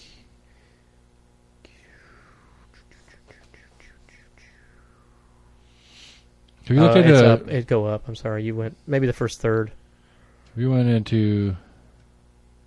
Have you looked into like North Carolina? I have. So it's after Bear. So go down. Sorry, it's after Bear. Deer managed. Day reported harvest. Keep going. Say by sex management strategy. CWD. Keep going. Keep going. Stop. Right there. August 26th to 28th. Antlered only. All units. All units. It does not specify. I would think that if it was just archery, it would just say archery only there. It doesn't say. It doesn't say that. Huh. Interesting. Okay. So in the past, Unit L, A, B, C, and D have all been closed during that particular 26, 27, 28. So I went last year to the CWD. I would have went to Waverly instead, but couldn't. So anyway, just throwing that out there that's available, and then archery opens up September 4 weeks. 24th. Yeah, 4 weeks after. And I had a guy. I had a guy that works at one of the grocery stores that I hang out or that I work at and talk to a lot, and he said he had a pretty good Hoyt that he was getting rid of, and I was like, give me a call. I want to check it out. What is a Hoyt?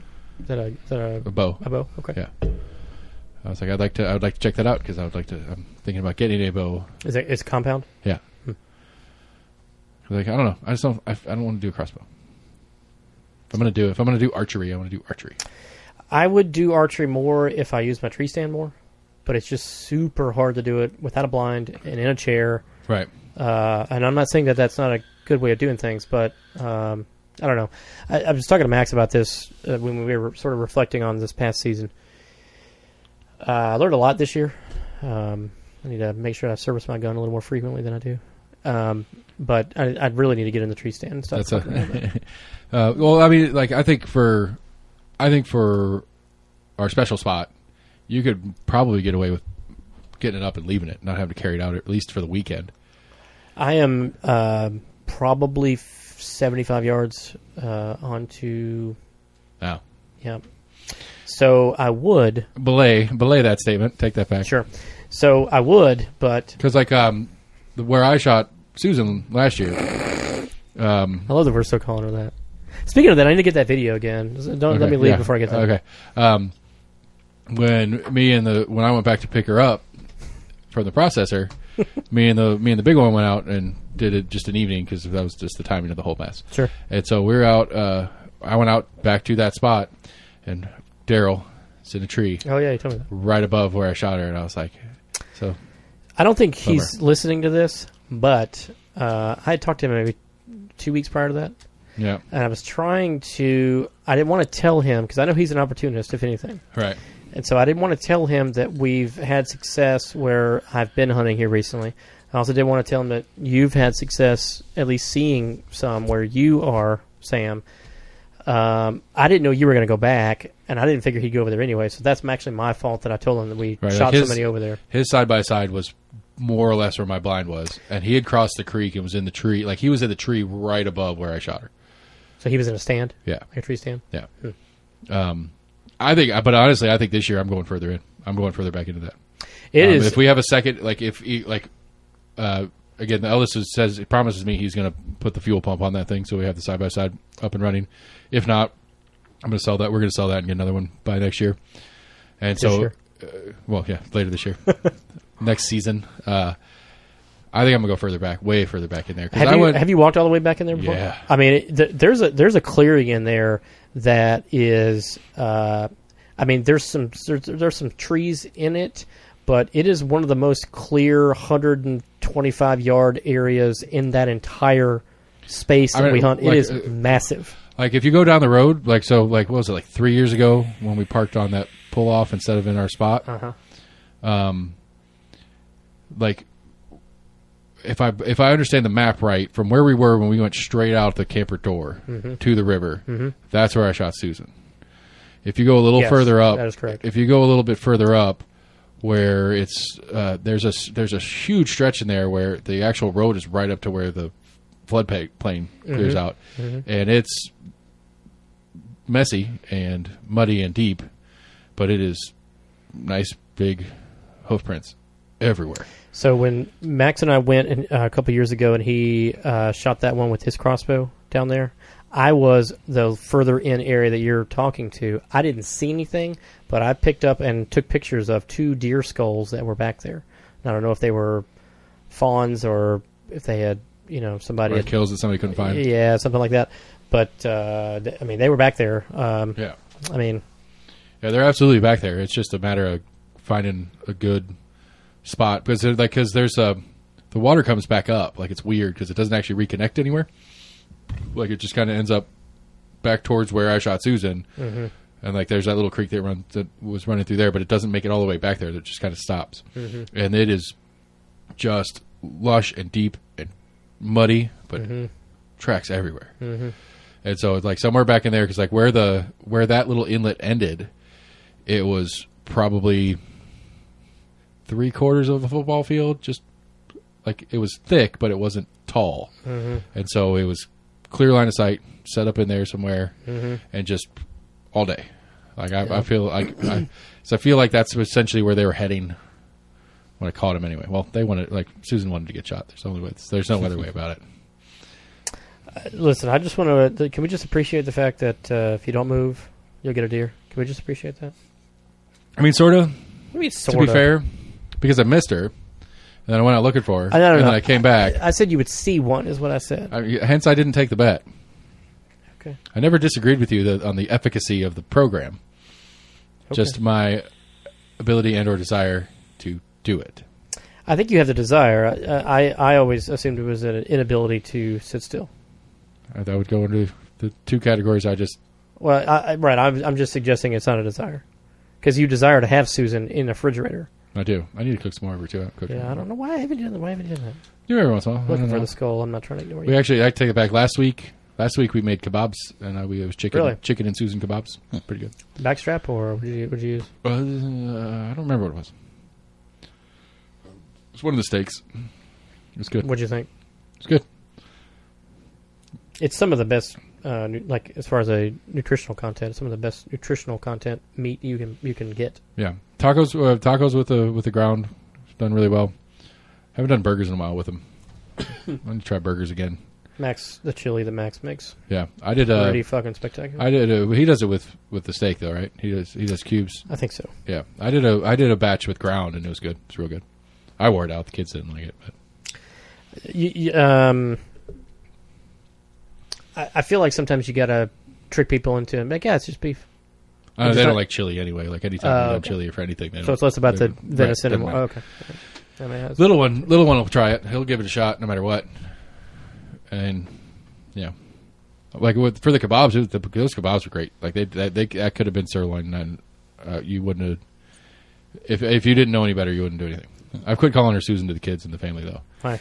The What, naming it's a the problem? personification gets a little bit too real for them. Oh, Jesus. Everybody dies. It sucks, but that's true. It is true, And actually, unless they're vegetarian, even if they are vegetarian. Sorry, finish your statement. no, I was trying to figure out where you were going. I was just saying, unless they're vegetarian, they have lived to this point because of Susan's. Right. Or even if they're not, even if they are vegetarian, they've used the Susan process of some sort or the other. Sure. There is a significant amount of death involved in wheat. Sure. I'm trying to find that fucking picture. It's a crazy ass video of it's like a harvester running through the field, Mm-hmm. and there's just like 50 buzzards just Mhm. following it through the field, waiting for it to run over a deer or whatever, or something. Yeah. and they'll just sit down and eat. True. Pretty smart. Yeah, All right, thanks. You caught it for us. chipmunks and rabbits and all Humans. sorts of Hopefully, humans suck. Is that true? I like humans. Yes, they do. Some, they do suck. some more than others. A little gamey. It depends. So it's all about how you cook it. There's no bad meat. It's just bad cooking. I agree with that, actually. I don't know. Have you done any election research? You ready for Let's go. this August election coming up?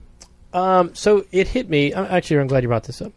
So It was in my show notes. I knew it was. oh, important to you. look at this guy! look at this motherfucker. He's got notes? He's got Yeah. show notes. See my show notes? It's Look my at this, look at phone this. over here. It's a Look bill. at this motherfucker. He's It's a got check from doing my other show show. notes. Anyway, Yeah. So cost of a barrel of oil okay. today versus a cost for a barrel of oil. I think it was maybe like 5-6 years ago. Roughly similar. Price in gas like $1.50, $2 more. Democrats proposed a bill to, I can't remember the name of it, we can look it up, proposed a bill that would stop the gouging of prices of the gas pump. Right. Windfall tax or something. There's been a couple Something of like different- that. Hey, Get down, buddy. And, of course, no Republicans decided to say yes on it. mhm. And the frustrating thing is, for me, it wasn't that it was a philosophical no. It was a politic no. Sure. And that's frustrating. Not Sure. that that's surprising. I'm not being naive. I get all that, all the nonsense that we've had conversations about. But, so like that essentially means that at the end of the day, you really need to have 5 or 6 people. You need to have 5 or 6 more members of your party in the majority. Otherwise, you literally can't get anything finished. And if that's the case, we are paying these motherfuckers to do absolutely nothing. Yeah. I understand. It's not a new concept. I get all that. I really do. But it's frustrating. it's enraging. Yeah. It's we all thought that we were all taught at least that this was a process and this was a thing to represent us and do things and be a backstop against ridiculous problems and a third to half their time is spent getting reelected. Right, and it's not right. It's not about dialing for dollars. They call it. And the real question is, we've had this conversation too. Would a term limit change that? I don't I think I think the stat that bothers me the most is I think the median age in the U.S. House is 64 or something ridiculous. Senate, is that true? It's up there. Oh, and the House is in House of Representatives. Yeah. I thought you meant households. No, in the U.S. House of Representatives, it's 60 something. Okay. Senate's pretty close to the same. We haven't 79. He's not quite 80 yet. Year-old president. Okay. As and how many of them are careers? How many of them? How long has Joe Biden been in federal government? God, since he was most of his life. I think. Yeah, and so it's that to me is an indicator, I suppose, of what we're talking about problematically here. It's that. Obviously, Joe Biden through his career did what he had to do to keep getting reelected because he keeps getting reelected. And so I see it. So I do think that it's worse now than it has been. I think that's part of it is that sorry, dude. I don't know if that was me or not, but I do think it's worse now. I think now it is it's just so blatantly obvious that it's more advantageous for your career to make sure that nothing gets passed from the other party, even if it's beneficial to society. Because it just means that they can go in front of the TV and say that they passed stuff, and you can't take credit for that. And so, and you're not going to be held to account for doing it for that purpose. Yours, because as the Republicans right now, they're not going to pass the thing because they don't want to give Democrats a win because they don't want Democrats to win seats here in the midterm coming up in November. And we as voters are going to see that as a Democratic failure instead of punishing the Republicans for refusing to do something right. Correct. Or vice versa, depending on the breakdown. Yeah, I 100% agree. Yeah, but it's a little bit of extra more frustrating for me because I don't know executive order wise what Biden can do. But I will say this much: I do think that the Democrats are pussies in this regard. I feel like if the Republicans were in office and they couldn't get this to pass, it wouldn't be Mitch McConnell sitting there saying, that the Democrats are assholes. I feel like they would do whatever they could to get it passed no matter what, even if they didn't have Democrat votes for it. And so I don't see the Democrats. This is a what the hell is the HBO guy, the liberal Bill HBO, Maher. Bill Maher. That's a Bill Maher talking point that I didn't initially agree with, but I kind of agree with now. I feel like that at the end of the day, Republicans are more cutthroat about getting things passed that's advantageous for them. I don't think the Democrats are. I think if there's a way for Biden to have executive ordered this, he should have done that already. Potential political ramifications be damned. Because if there was a Republican in office, they would have, if the Democrats are saying no, we're not going to agree with I think that's sort of cap on it, they wouldn't go through with it. I think that's one of the complaints about Biden is that he's very much, what's the word I'm looking for here? he is a victim of process. This is the game he's always played, and he always plays by doing the process. And if he can't do it through the process, he doesn't. He's not looking for alternative ways to get shit done. I think that's a Democrat issue. I think Obama was the same way. I mean, he could have done the single payer option if he just. I mean, why didn't we do that? But he thought the only way he could get it passed was to push it through the way that he did. So, I think that was in his original proposal for the Affordable Care Act. But I mean, anything with politics, it got whittled down to be able to get enough votes. Right, but the point is all right, that how he much could've do we put- need to cut this? He could have figured out a way to force it anyway. That's what I'm saying. Right, at this I agree point, with over that. the last 100 years, it has been chipped and chipped and chipped into way more power in the executive office than design-wise, and so I agree. they can do a lot of stuff that they're technically, constitutionally, originally not supposed to have the power to do, but can. And, Or do. Right, or do, right. It just depends on... Yeah, sure. I wonder if it's easier to overturn an executive order versus a congressional bill. I don't think you can overturn an executive order. I mean, there was some pandemic stuff that was challenged in courts, at least. Like, there was one... Yeah, I think it could go up to the Supreme Court to challenge its there validity. was an executive order mandate of some sort. I can't remember which one it was that was challenged. I don't know. I don't remember what the... So Yeah, even, the even whole if that- remain in Mexico. has even if been that's the case, challenged. let's say that's the case. It's not going to be like they're not going to see it next week. So it's not like the bill's going to be put on hold until the Supreme Court makes a ruling on it. Right, and if you're playing, if you're purely playing politics on it, You you'd be should. like- That's exactly what you should do. Say, you're fuck like- it. Like, you can do it, and then by the next motherfucker will be in office. And if we think that the right wing leaning court is going to overturn this executive order, then let them do that after I lose. right, and or it's like, well, I would have done it the proper way, but they kept I don't know holding why- up and saying yeah, no, and so I had to go about it some other way because this is the right thing, and you sell it, truth or not, the correct thing, the right thing, whatever it is or not, but that's the way the office has become. And if you want to, and I think that is one of the major factors in why this midterm is going to swing the other way, because everybody's going to look and be like, Democrats haven't done shit. Which is exactly Things the have gotten Republicans' worse. plan. Right. And I don't know. It's student loan stuff. Like, everything has been in forbearance ever since COVID started, like you Right. said, like May in 2020. Mine never, or well, not mine. The missus never stopped. It's still auto polls every month. Right, but you can ours is too. You can choose to not do that. You can go in, unselect that, and not pay that. It won't carry. It won't collect interest. It'll show as it's getting paid every month. Like, that's a thing.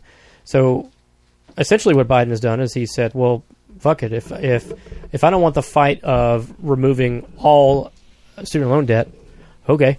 So you're not going to have to pay it until the next motherfucker's in here. That's essentially what he's done. Right. You know what I mean? Right, and then it's a political win on the other side anyway. So when he's like, "Well, we're going to bring this back," Right. but I mean, at the same time, Democrats have failed on a number of things in that nature, where they let the child tax credit expire and didn't force it back through. What was the other one? I just don't know why they do that. You know what I mean? Like why are they? The eviction moratorium, I think, is the other one that they Yeah. let fall through, and it's like, you guys had a winner in that one, and you let it slide, and you're going to lose for it. But again, I think the other side is the issue. It's like, well, the Republicans are holding up just for the sake of making the Democrats look bad. It's pretty fucking obvious. Why aren't the Republicans going to get punished for their part of this? Fox News is the main reason. No, See, I mean, they look better for not giving in.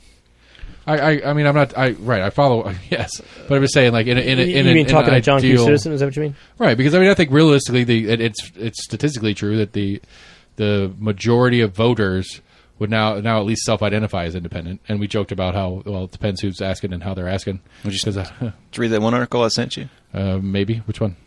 It was when it was talking about just bad Oh, primaries. Yeah, I It was skimmed like it. one I of a didn't recent go through. poll. They didn't say what the actual forget what the number is for the amount of people that actually studied, or actually many people polled. Right. But it was something. It was basically like 50 to 20% on Republican and Democratic side, and then the rest essentially identified as independent. So how much? I'm sorry, it was 50 to 20.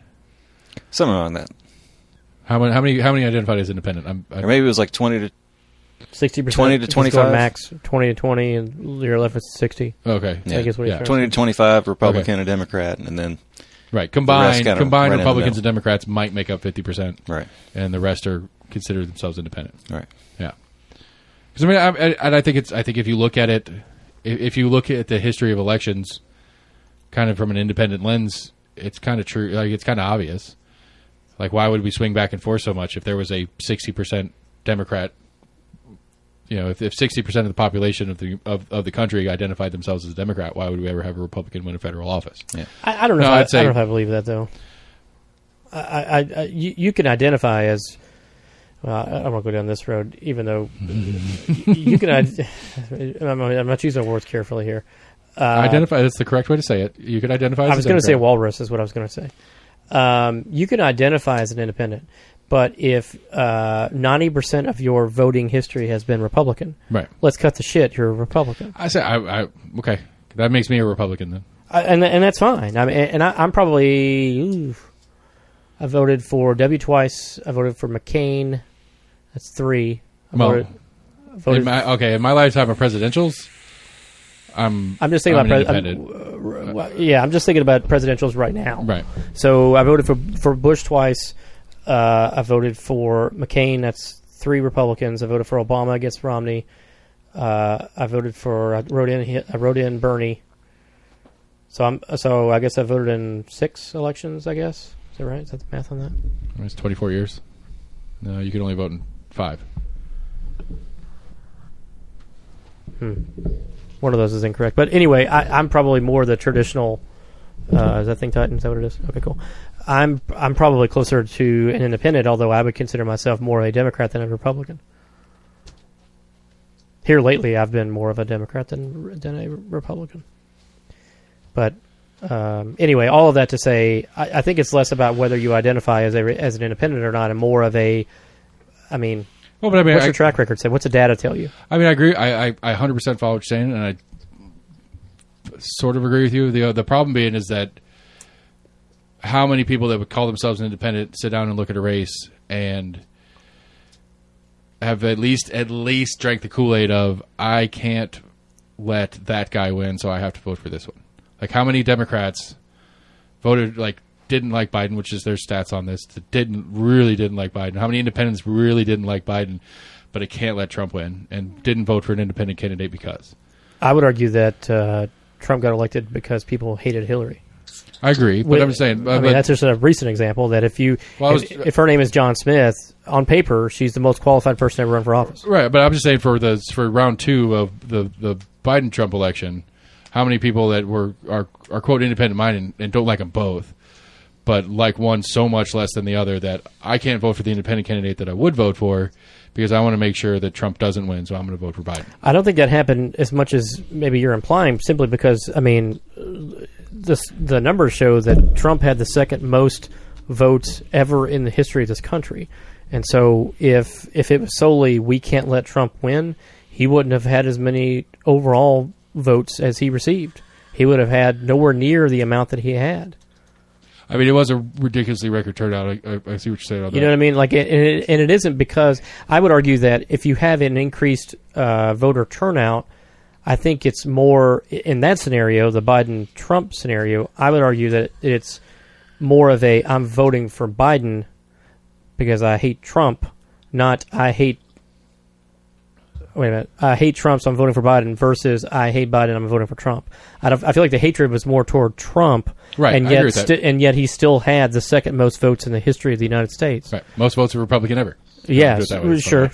Yeah, it's true. So, I don't think that that's an independent sort of mindset of I hate this guy so much, I'm not going to vote for him. I think it's more the other way, which means that if that's the case, that there are significantly less independents than we really actually think exist. It's just we had more voter turnout for the Democrats. Yeah, I don't know because one of the things I've argued with Matt Shears a lot is he likes to look at the data in Knox County. Like, well, Biden won this district and this precinct, and they use that. Like, they postulate that, well, if Biden won, Rocky Hill is where I vote, the precinct that feeds Rocky Hill. If Biden won that precinct, they think that gives a better shot for Kaplan to win 18 this year. And it's like, I don't know if that's true because I would postulate with not having any real data to back it up, but I would guess that there are a lot of people in District 18 that consider themselves Republican but really didn't like Trump, or consider themselves independent but lean Republican and really didn't like Trump, so they voted for Biden, and that's why I don't know that Biden won 18 anyway, or Rocky Hill precinct anyway, but I would think that is because I don't know. I don't buy that if Biden won a precinct that actually, I just don't. For Knox County specifically, and trying to look at the stuff that's going on here, you're saying it might be correlated, and it may not be a causative agent, is what you're saying. But right. I think at the end of the day, if you're looking to run a Democrat somewhere, I mean, in a red area such as this, anyhow, you've got to find the purplest of purple anyway, because you're really not going to find much blue. So maybe it's less of a yes, we will unequivocally win here, and more of a we have a better chance to win here than some of the other areas. Maybe that's what he's actually saying. No, I agree that is the intent, but I would say they factor that as we have a better shot here because this precinct voted for Biden, and I don't know. I mean, how else can you do it? I mean, I get it, like on a statistical conversation point, but I mean, I would pretty comfortably say that Trump is anomalous in the system. And I don't know, man. I mean, that they're looking at is cut and dry. They're not trying to read into, well, maybe people voted for Biden because they were voting anti-Trump. No, I agree that that's how they look at it. I'm just saying but practically, realistically speaking, I don't know. Like, I mean, okay, so what is your justification for why we had such why do you think we had such a huge turnout total in the 2020 election? Why was it the biggest election ever? I think that there were less folks that had voted for Trump the first time that wanted to change their vote the second time. So I think he kept more. Trump did, in addition to some of the fear mongering of, if Joe Biden's in office, he's going to put a bunch of radical socialists in his cabinet, and your red states.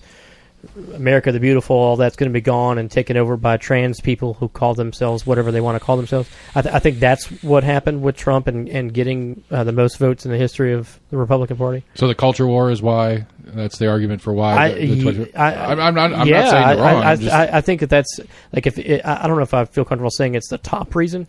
It's up there. It's probably top 3. One thing that was pushed. It was like Biden's going to take your guns. I mean, I think it's which they've been saying, which is hilarious because they've been saying it literally for every single Democrat. I love when Obama's like gotten up there and actually talked about it. Yeah, because there was I guess it was before his second election. He had some kind of like small town hall, and some guy got up and he was like, "Here, you're going to take my guns." He's like, "They've been saying that for years." They have. They really have. Like, and in my last term, he was like, "Did you have any gun restrictions? Did I try to take your guns?" Yeah.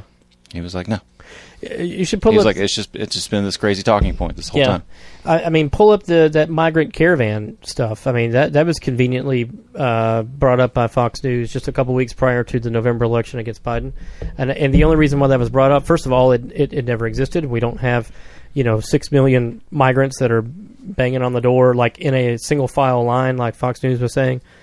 I'm sure one of those will come back around, and I think that is a part of this sort of culture war phenomenon. I really do. I mean, that's to me like I'm still like we haven't seen it yet. We haven't seen this what is it, Alabama Mississippi abortion case that the leaked Mississippi the leaked whatever about which everybody predicted it should be out by now. That we were confused on why the decision's taking so long. But like I'm surprised even the conservative judges or whatever went through with it. It's such a political joy kill for Republican candidates. Well, not really. It just means that not really. Because if you are a Republican, you run on, hey, we have invested this much sweat capital into putting Republicans in office that we finally have a Supreme Court that is able to give you what the people want. If we don't keep it, they're going to go. They're going to correct. They're going to take it back in, which is also funny because if you look at polling data, there are less folks that are 100% against abortion than are for it. Right. So that in and of itself, you just repeat data long enough, it's like hearing a shitty song on the radio. Eventually, you're like, oh, okay, that's kind of catchy. Well, you just start trusting this as actual stuff, and it's not true. So, I mean, it won't matter as a political joy kill thing. It won't matter because they'll just say, hey, if you don't continue to vote us in office, they'll put 6 Democrats or 6 leftist liberals up there. They'll take all your guns, and people will be having abortions at 39 and a half weeks. And, just crazy fucking shit like that to scare the fuck out of people. Grooming your kids. They're grooming your kids, and you'll be changing, they'll be transgender by the time they're 3 years old, and just crazy asinine shit like Teach that. Teach your kids to hate America in schools. So here's what it'd be like. There, that reminded me of everyone. But here's what. So how do we get the culture war out of politics? Like how do we make this? Doesn't happen. Can't. It sucks. Yep. I hate it. Not going to happen. All right. Second one is. I mean, it's a hot button tickets. I mean that's one of the fear. things that they're pushing. Yeah. It's fear. If you can, people react more to fear than they do to. Right. If your way of life can be adversely affected, negatively, and you They're can selling change that? that. Yeah, Right. if you can change that by just going into the election booth and voting for the guy with the R next to his name, yeah, I'll do that for my country. I'll do it. These fucking liberals. So, it's a shame. It's stupid. It makes me angry. Do you disagree with that? No, I don't. I just like I mean it's and I mean to me it's an education issue. I mean it's 100%. simple and it's like well Same thing we 100%. were saying of people that that voted for Biden, they may not have specifically supported him, but they were more afraid or fearful of what Trump could or would do. Yeah. There were more folks fearful of Trump than there were of Biden, and yet Trump still got way more votes right. this time around. I think I mean but again to me that is the biggest reflection of how terrible our education system is Completely agree with you. because they're the ones that build it and administer it. What was that? What you've molded your morale stopped when you graduated high school? I mean the idea that When you legally became voting age? the idea that the general population I'm sorry, I wouldn't blame it on schools, but sorry, go would you with blame your it on? argument. either I want to hear that answer or not. I can But hear that answer too. the idea that the population goes through 12 plus years of school and graduates and gets the stamp of approval from the state that says this is a well-rounded adult, go out into the world. I wouldn't say that, but I get the spirit of what you're saying. I wouldn't say it's a well-rounded adult. I wouldn't even say they would say that. Fair enough. But that you've been through this thing and we've educated you with good basic skills to go out and be a productive member of society, and you can't functionally see how divisive the system is. Because that's the only way I can explain it. There's no other way to me to understand how easily it is to say that I'm going to put abortion away or I'm going to make abortion 40 weeks somehow sellable to the masses unless they're dumb enough to think it's true. Like, how is it that the population can't see through this? Because it doesn't seem that complicated to me, and I don't feel like I'm that smart. Yeah, I mean, again, another I mean, compliment it here. doesn't but take a genius, to look behind the curtain and find, Oz, but I think it's at the harder same than time, you think. Apparently it takes a think- level beyond what high school does. I think it's harder than you think. It's not also just like, okay, well, man, our education system has sucked for the last 20 years. I mean, think about friends or people that you know that are completely on the opposite end of the political spectrum compared to their parents. I would say that there's less of those folks unless they went to college. I would think if you know folks that work that they are working a just like a typical non-college job, I would say that particular group of individuals are more closely aligned with their parents' voting regardless. record. Right. So I would just argue that it's not just a 20-year thing. I would say that the education system has failed us for decades, and it's even more so doing it now because now it's completely obvious. I think it's more obvious now than it was, say, in the 70s.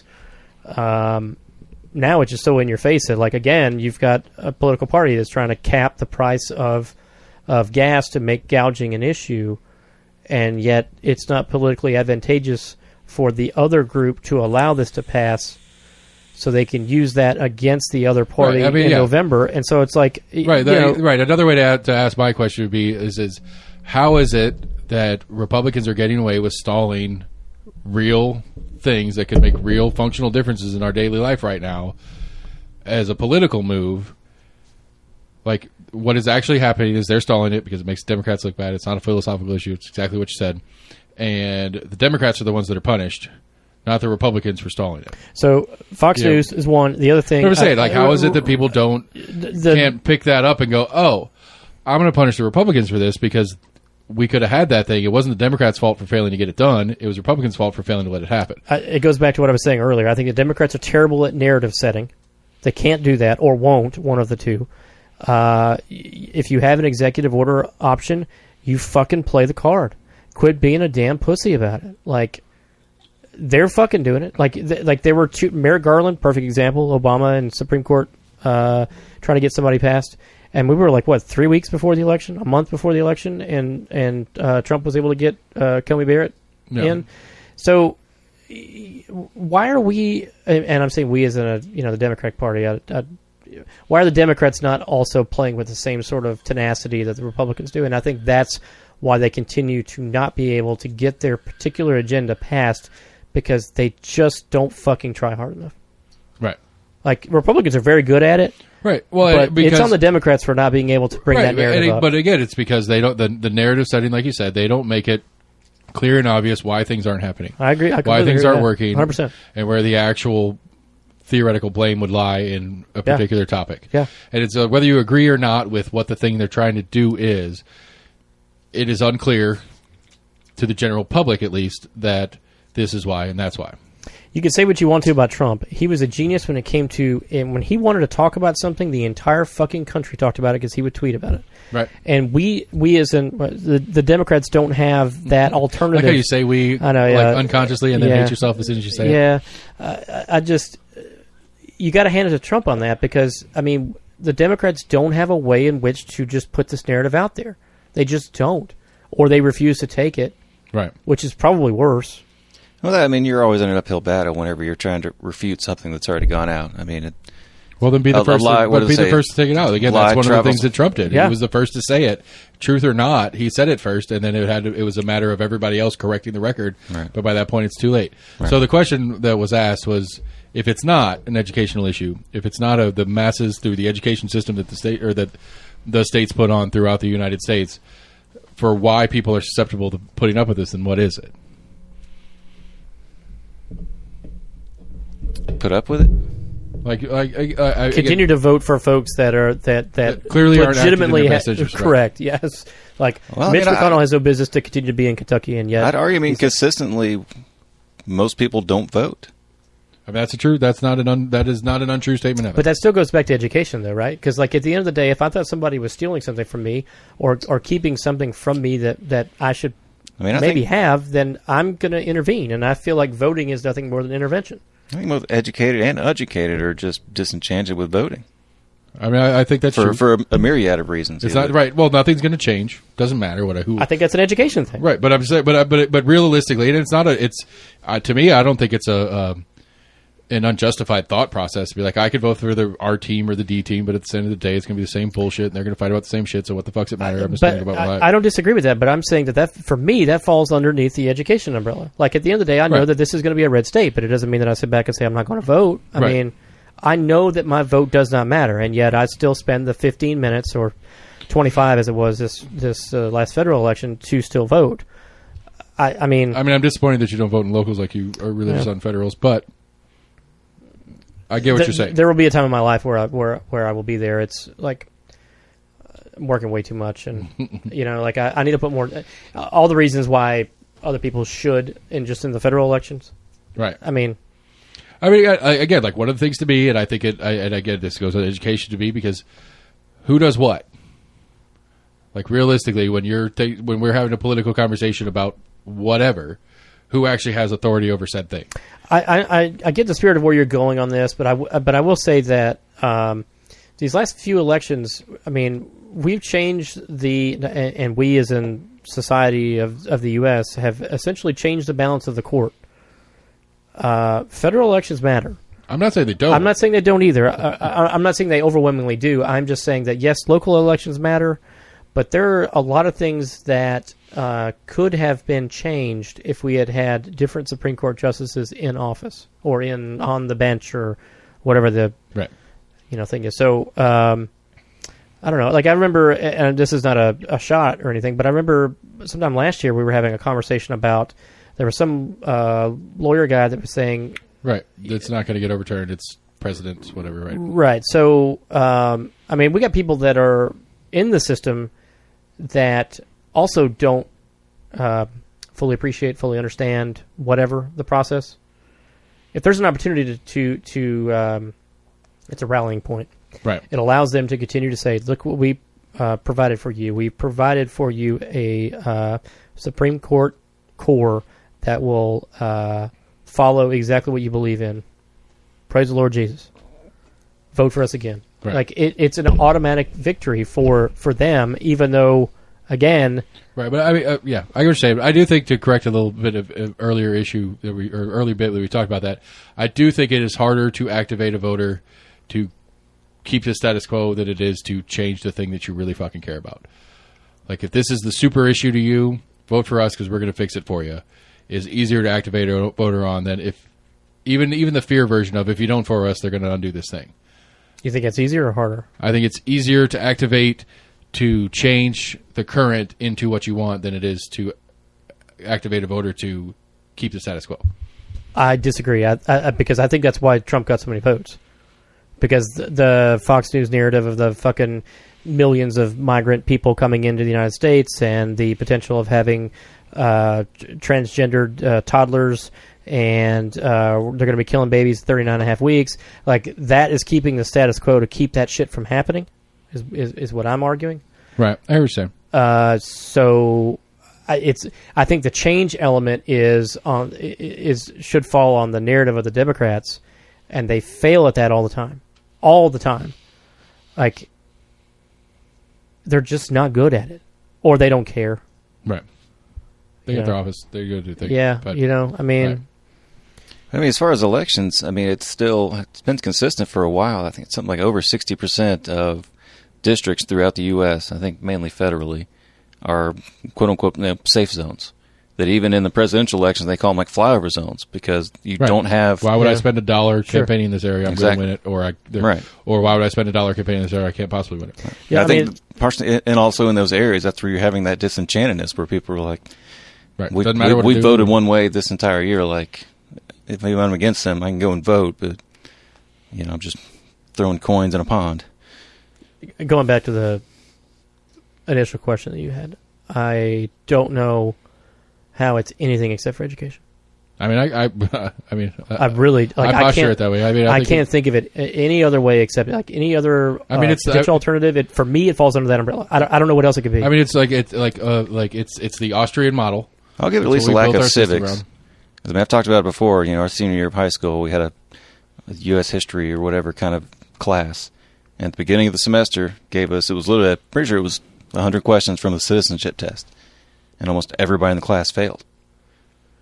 Seniors in high school would have failed the U.S. citizenship test. It shouldn't be surprising. I mean, yes and no. I mean, to me, if you poll the average person, sorry, go ahead. If you poll the average person that's out here on the street, I mean, presumably they graduated high school also, and they're fucking stupid. Next week, see if you can find a copy, and we'll do it on the show. Or 2 weeks from now, because you'll be here. Mm-hmm. 2 weeks. 2 weeks from now. See if we can find a version, maybe an old version or whatever, and we'll do it on air, and we'll see how bad we do at it. Yeah. And realistically, I consider myself better at this than the average Joe at this point, especially on the local side of it. But I have no pretense that I'm going to do super awesome at it. I think I'll do okay. Out of 100 questions, I'm pretty sure that's what it was. I think I'll pass. It's been a while. Like 71. I think 70's passing, right? I don't have something like that.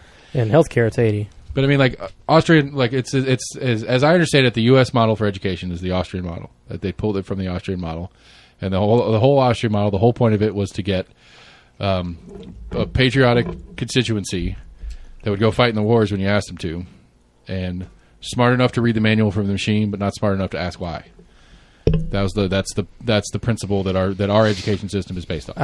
They've succeeded, and because I don't have time. It's too busy. It's too big. It's too complicated. I don't care to vote. Doesn't matter. Don't change anything because I don't know any better.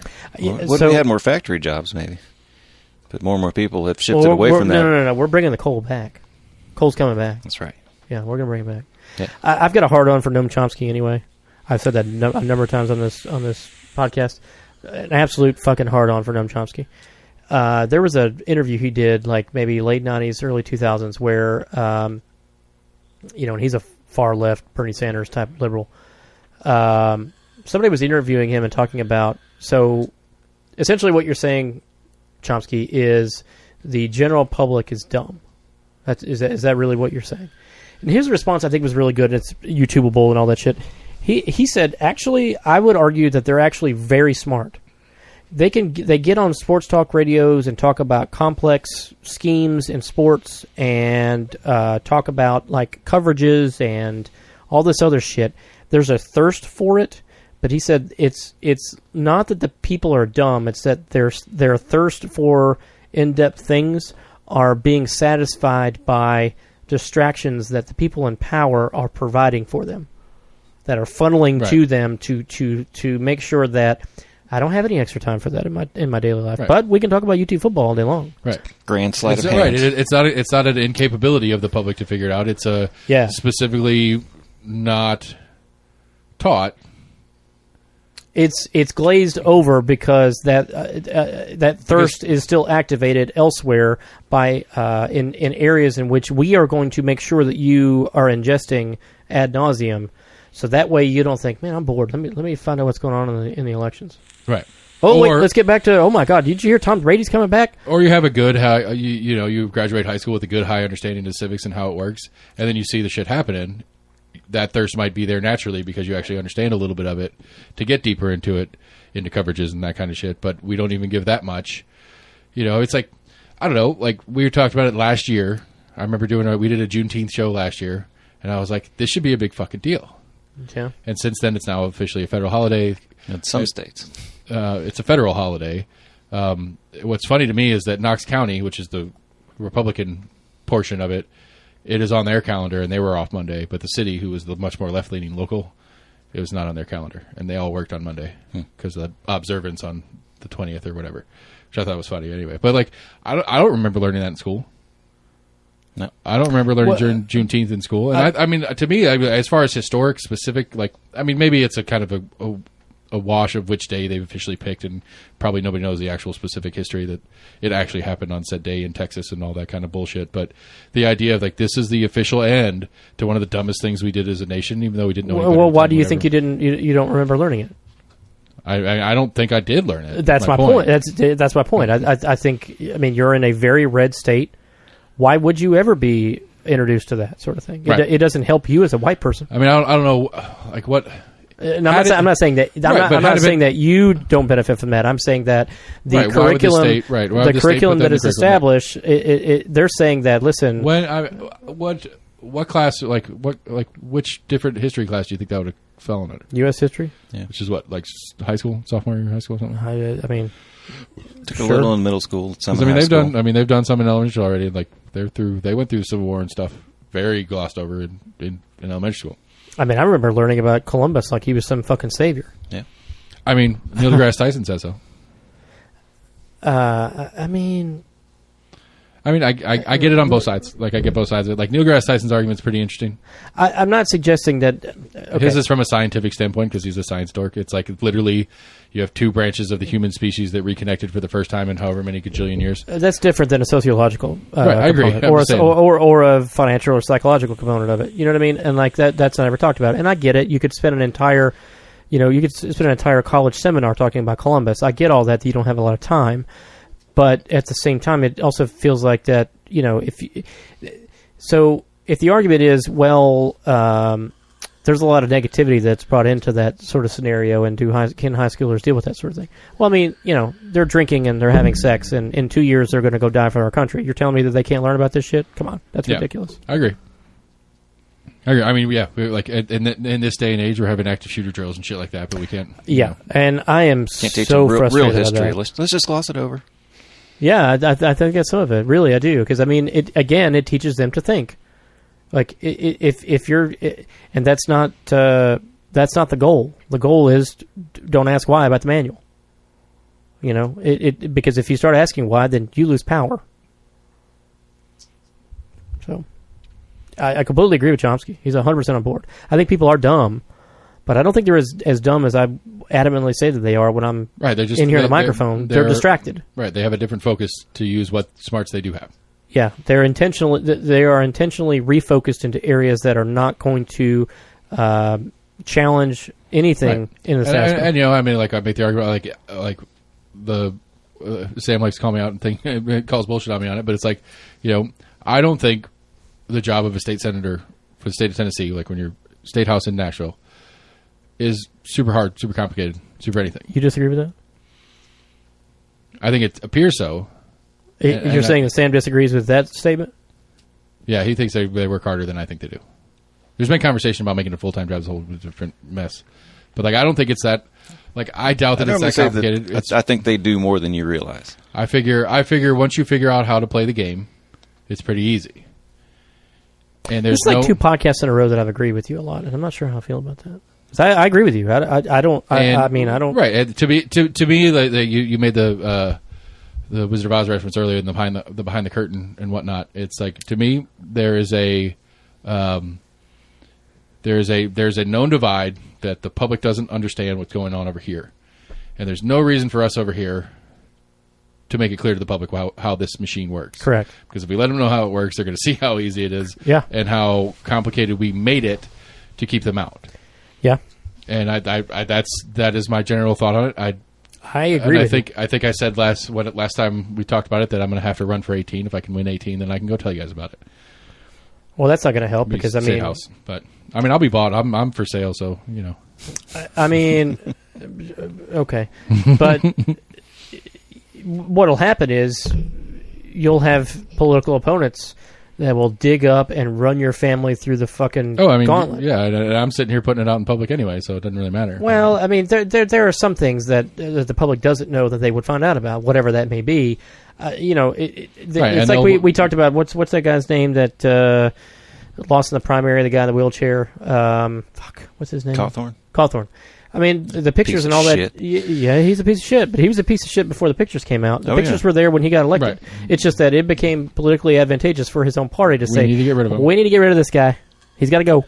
Oh, my biggest thing against him was he threw his fucking best friend under the bus that saved his life and then tried to blame all that shit on him. Right.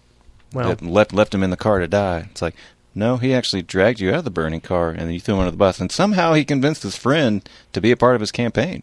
Yeah, well, he's probably getting paid. Like, how do you live that shit up? He's giving, I mean, access. Right. It's all about access. Yeah. I wouldn't forgive somebody for doing that shit. Fuck that. I mean, I wouldn't forgive him either, but I mean, you know, if that shit happened and he told me, listen, the reason why I'm doing this is because of X, Y, and Z, and I don't fucking mean it, and this is just some, like, puppet master in the background, I'd be like, okay, man, I get it. Fuck it, let's do it. Let's roll. Right. I mean, like, I don't care. Because if I know how you actually feel in private, I don't give a fuck what you say in public. Right. You know, I mean, really, I don't give a fuck. Who do I care? Does it mean that I get 6 figures somehow? I don't have to do anything, or I get benefits from you as a result of that? Okay, right. That's my new job now. I just accept it. Right. As state senator from South Carolina, North Carolina. As a senator from North Carolina, I'm going to send you to Africa this week. I got some research I need to get done. Yeah, boy, I was an asshole. I tell you one thing. I did. He tried to help me, and I'm the one that fucked him over. Right. Let me get you. Here's tickets that the tax dollars paid for. 100%. Here's this. Yeah, we can make that work. Mm-hmm. It's nasty. No thanks. You wouldn't do that? No. I wouldn't. Since you said so, I wouldn't ask. Thank you. Fuck, I'd do it all day, every day. Wouldn't think about it. Wouldn't think twice about it. And I think when I need somebody to throw on their bus. Fuck you're my man. I'm serious, and I'll leave Sam out of it. But I think, and this is not a shot at Sam, because I actually think, I think the way that you are presenting things is how it should be. But I think sometimes with Democrats, and I have, just like I've said, I identify as a Democrat. I think sometimes Democrats don't have that same sort of cutthroat, like, we need this shit to happen because it is in the best interest of X, Y, and Z. Sometimes if you are playing by the rules, you get fucked. And I feel like that's a lot of what the Democrats' main failure is. One of their main failures is they are not nearly as cutthroat as Republicans are. I remember seeing an interesting thing not long ago, and I think it was in like the early sometime in the 80s, one of the presidential elections, I think it was a Democratic candidate that was running, and previous to that, it was just kind of like this known thing across like the press corps that you didn't talk about mistresses, you didn't bring up like a whole bunch of dirt. That was a Kennedy thing. Yeah. Yeah, it's kind of part of it. It was a known unknown or whatever you call it. Like we all know it. Hell, Kennedy's not even trying to hide it, but we don't report on it. Basically, yeah. Yeah. Then but that guy was getting ready to run. All of a sudden, like some reporter decided to run a story on it. Next thing you know, I think he was the front runner to be the nominee for the. I think that might have been when Dukakis was running, so maybe 88. Yeah, and now that stuff doesn't even fucking matter. I mean, the history. But I think it's been like that slippery slope of more and more to where it's like, all right, yeah, like anything goes basically. I mean, I don't know. Like the press and then just from candidate to candidate mudslinging. I mean, There's always been that little bit of mudslinging, but I think it's just progressively gotten worse and worse because and more personal and more personal. Because some people have realized that like, if I got to win, I got to fight dirty. I think it's just kind of been like amplified like more and more. It's like, well, we did it this time, got to like one up it. But then you've got a Trump candidate that is just owns it, 100% bulletproof, and like the Christian right still follows him. Teflon Don. So like it's. I think that's another part of it. Like, was it Al Franken? Franken or Franklin? Franken. Yeah, Al Franken. Minnesota. Yeah, so he resigned. Yep. Why doesn't he run again? Well, I mean, what's weird about it is he comes from the left, and that's some of the left culture issues too. It's not just the weakness that you're talking about in the cutthroatness. I argue it is, actually. I would argue that it is. I'm not saying it's not, but I'm not saying as a percentage or whatever, it might be 51% the lack of cutthroatness, but I think 49% of it is that the specific culture war part that the left aligns with stronger, that it's more unacceptable to them in that culture war portion of it. Which is hilarious because... it's not seen as a virtue to take the high ground. But let's think about this, though. I don't necessarily disagree with what you're saying, but if the left has a culture war with that sort of approach, with the approach, with the actual event itself. Sure. You would think that if you compared the left's culture war against that sort of action, you would think that the religious folks on the right, which they practice that turn the other cheek when it's important, when it's advantageous. That's my point. I agree. That's my point. Is that you would think that the Christian right, more so than the liberal left, should draw a line in the sand and say we're not doing this because they've got a God to look to. And I'm not saying that all liberals are atheists. I'm not saying that, but like we've got a book and it came from heaven, and there's a guy that wrote some stuff on a stone tablet. You know what I mean? Like you would think that right there would matter more than just my. I mean, I understand. I'm just saying, it's tongue in cheek, but all they got to do is ask for forgiveness. They just go to confessional. You know what I mean? Like 100%. I 100% follow you, but it's insane. But yeah, it's the religious right seems much more capable of ends justify the means. All they got to do is ask the left. I mean, I think this encapsulates kind of your whole idea tonight. I think the right is more capable of the ends justify the means. The left is more the means matter more than the ends. I can be morally flexible if it benefits me. That's what it is. And at the end of the day, I don't think the left is able to do that. I think your stance of don't ask me to do that, falling on Seth's sword. I think that approach is more synopsis of left-leaning folks in general, right? Including Because the means matter more. It matters more how it's perceived, how we're going about doing this, than what we're trying to do. Right, which is horseshit. Right. The means justify the ends. The ends justify the means. And I think the right is better at the ends justifying the means, and the left is better or is more focused on the means than the ends. Yeah, and you get McConnell in a room full of other Republicans that have been in power for a while. I think they close the door and laugh at that. They're like, right. These motherfuckers because they don't get their ends. Right. Yeah. It's like Jesus Christ, these motherfuckers. There's a little. I mean, I get what I got a little pushback on that, but it's not worth whatever. No, fuck it. Let's go. I was saying, like, I mean, to me, that like, but if you think about the general cultural shift in this country of the last 50 years, it's left winning. The left wins. Other than what may or may not happen eventually if this Mississippi case ever actually gets officially decided on. Like, how many left wins? How many times has the left won in culture? Give me some examples, and I can give you probably at least an equal to the right win. I mean, you got gay marriage being one of the more recent ones. Some of the I don't know how trans rights issues kind of really fall into that, but like what the suburban white Christian in the 50s. If that dad in the suburban white Christian neighborhood in the 50s was alive today, this is Satan's playground. Well, he is alive today, which is why fear works.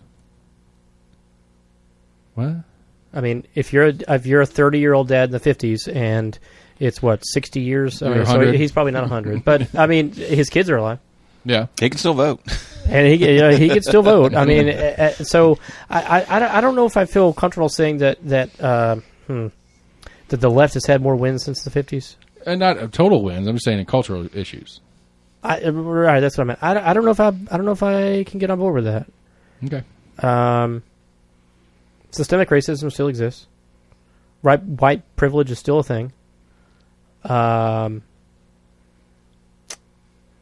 Okay, gay marriage. I mean, what is that?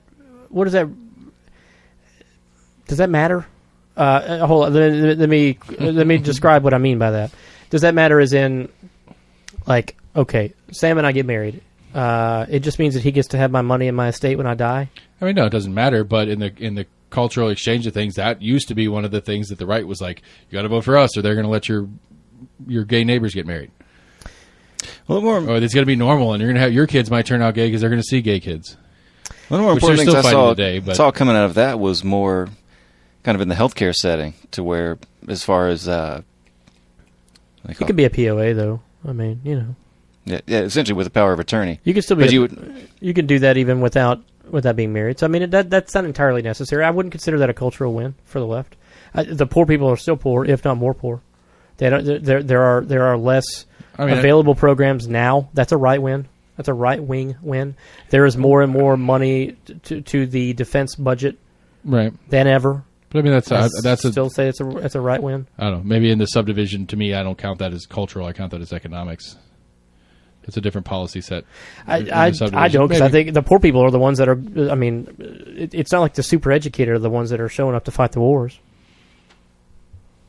Sure. Right. I mean, I absolutely. I think the number one divide that is the actual real divide that actually happens and really matters and kind of shit. I think the wealth is the divide that matters. It's not a color. It's not a what you like to fuck at night. That's the game. That's the game afoot to me that both the Democrats and the Republicans are more than happy to play. We're in the top 1%. The rest of you can fucking suck it and figure out how to make sure we stay here. Maybe, but I think the Republicans are way better at that than the Democrats are. I mean, okay. I'm just saying. I think that's the real that's the real functional divide that's happening. I think the white privilege or the systemic racism. I think that's all left over because there's more black poor people than white poor people as a percentage of their own population. I think that's a right wing. I think that's as a percentage of their own population. I don't think that's true. But. As a percentage of their own population, as a total percentage, no. I mean, yes, there are more poor white people because there are more white people total. But as a percentage of the white population, I would say the poor percentage of the white population is less percentage of the white population than the poor percentage of the black population. See what you're saying? Yeah, that could be possible. Same thing with. I think that's a right wing win. Because even Martin Luther King, apparently they just had one recently, was the Poor People's March on Washington. That was one thing that Martin Luther King Jr. advocated for, and even pointed out that there were more poor white people in America at that time. But he was really organizing a Poor People's March on Washington. It actually had like a week or two ago. Had another Poor People's March on Washington. The funny thing, though, is I would argue that you would have more. So income's the same. You have a black family on one hand and a white family in the other hand. I think that the white family, everything is equal. I think the white family would not identify themselves as poor when the black people would. Okay. And I think that is some of the evil but genius but evil of the Republican Party, because if you're convinced that you're not poor, you're not going to say that there's an issue with your folks that are in office. You don't identify yourself as lack of access or privileged or whatever else, right? And yet your circumstances are just as bad. The least white privileged white people, yes, somehow inherently think they actually have white privilege. Not white privilege. They still have white privilege. I'm just saying that they have privilege outside of their whiteness. I'm not that kind of poor, even though it's the same poor. Correct. That's what I'm saying. They're getting slightly better, shitty. They think interest rates. Right. I'm saying it's not. That's not actually the truth. Right. But internally, they have internalized that, which is why people like Mitch McConnell of Kentucky can continue to still get elected. Right, because they don't identify that. They don't see that as an issue. Right. That is a lifestyle. So for them, they are okay. They are mad at the wokeness and the coal companies right. left. But that's my point, though, is that I think that the distraction that we play in politics is the black-white divide, it's the gay-straight divide, it's the trans-cis divide, whatever, it's all that. Those are the divides that we play in politics, where the real functional one that's actually happening is the rich-poor divide. I don't disagree with that. I'm just saying that at the end of the day, the Republicans are the ones that can lean into that better than the Democrats. And the poor, and the poor white people are dumb enough to think that they're not the poorest. Correct. And yet, support the system because they're too busy being well distracted by the woke bullshit and racism. Exactly. Does or doesn't actually 100%. exist in the reality of what their life is. 100%. Oh, they just need to pick themselves up by the bootstraps, and the Democrats are just throwing all these social programs at them, just letting people sit on they're just giving sit them on their handouts. ass and collecting money. I think it's hysterical that, like, it's, as an argument, the right has done such a magnificent job of blaming They're just not immigrants- working hard enough. blaming immigrants for, quote, taking jobs, when their party are typically the ones that are okay with sending stuff overseas. Right. And yet, even Except if, for right now, it's got a little wonky. That's just business. That's just business. Right, and even if that's not 100% true 100% of the time, the idea, the orchestrated idea of let's focus on the immigrant and not on the people that are in the business that are making these things happen in the first place. Right. We're not anti-company or folks in the company, the board and the CEO and CFO and all those people. We're pissed off at the immigrants. Why are we pissed off at the immigrants? Or the people that are taking the lesser rate. Like, why are we pissed off at them? Why are we not pissed off at the people that are in power? You know what I mean? Like, it's a magnificent, beautiful distraction, and it's so much easier to blame the $8 an hour worker than it is to blame the $80 million a year CEO. And it's like, wow, however this happened, it's fucking genius.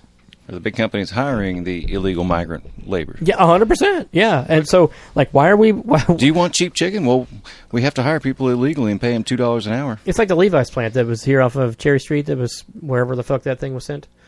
Fucking Levi's jeans didn't have any sort of discount.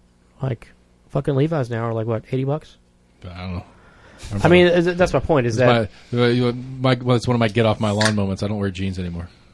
I mean, I don't like. I mean, I wear shorts in January, but you get my point. Is that it's easier to distract people and tell them that the blame is actually on the worker as opposed to the organization and the way of thinking and the folks that are able to make the call. Fuck it, let's get out of here. Let's go somewhere else. Right.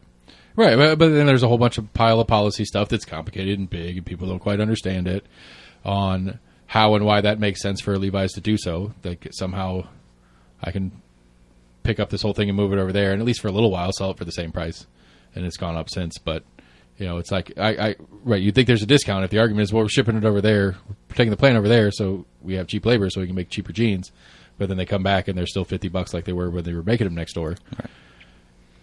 But then you have the NAFTAs and that supervisor and vice president of marketing trade organization, and I mean, that was our argument. You and I had this argument a year or two ago. It went on for a while about, we used to pay workers a better salary than we're paying them now. The cost to buy the product has gotten higher. Right. There was a time where we were able to accomplish both, selling the product and allowing enough for folks to survive, and yet, that's kind of went away. Right. That was Henry Ford's big thing when he made the car enough to buy the things we make. Yeah, but I think one of the things to me, and I think it's the most truest stat that exists out there, is the ratio of employee pay to owner pay, and how much smaller that ratio was back in that time period it's like to 50 to 1. Now it's like 500 to 1. I think there's a factor in that's a little misleading, in that the size of companies now, comparatively, because you didn't have in the 50s.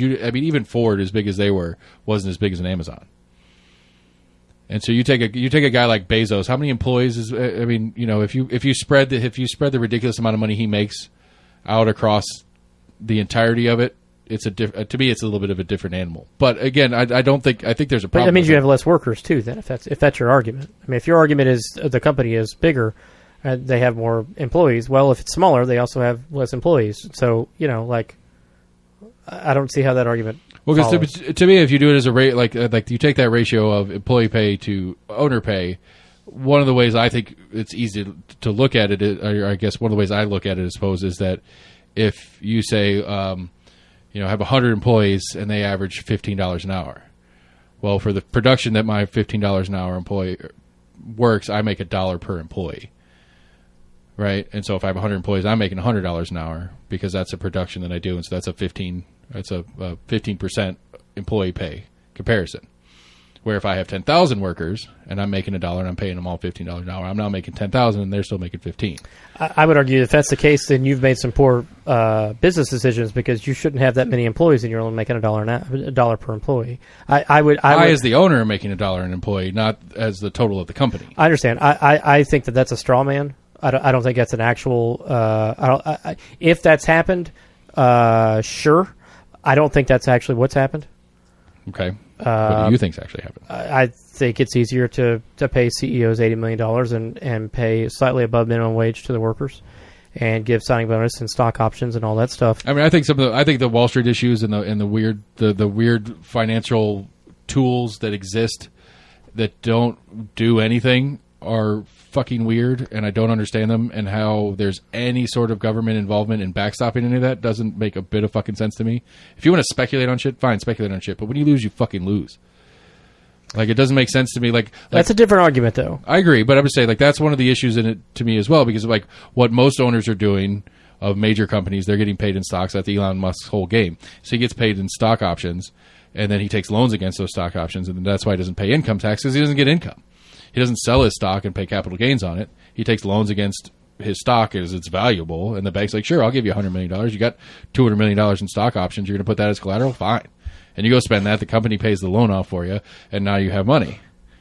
I'm okay with having that conversation, but right now, do we want to pass on the... okay. I mean, we're going like 6 different ways, and I have to work in the morning, so I'm going to call time pretty soon. Okay, cool. There was a time where we took care of employees a lot better than we do now. I agree. And I'm not suggesting that we pay McDonald's employees $25 an hour. That's not what I'm suggesting.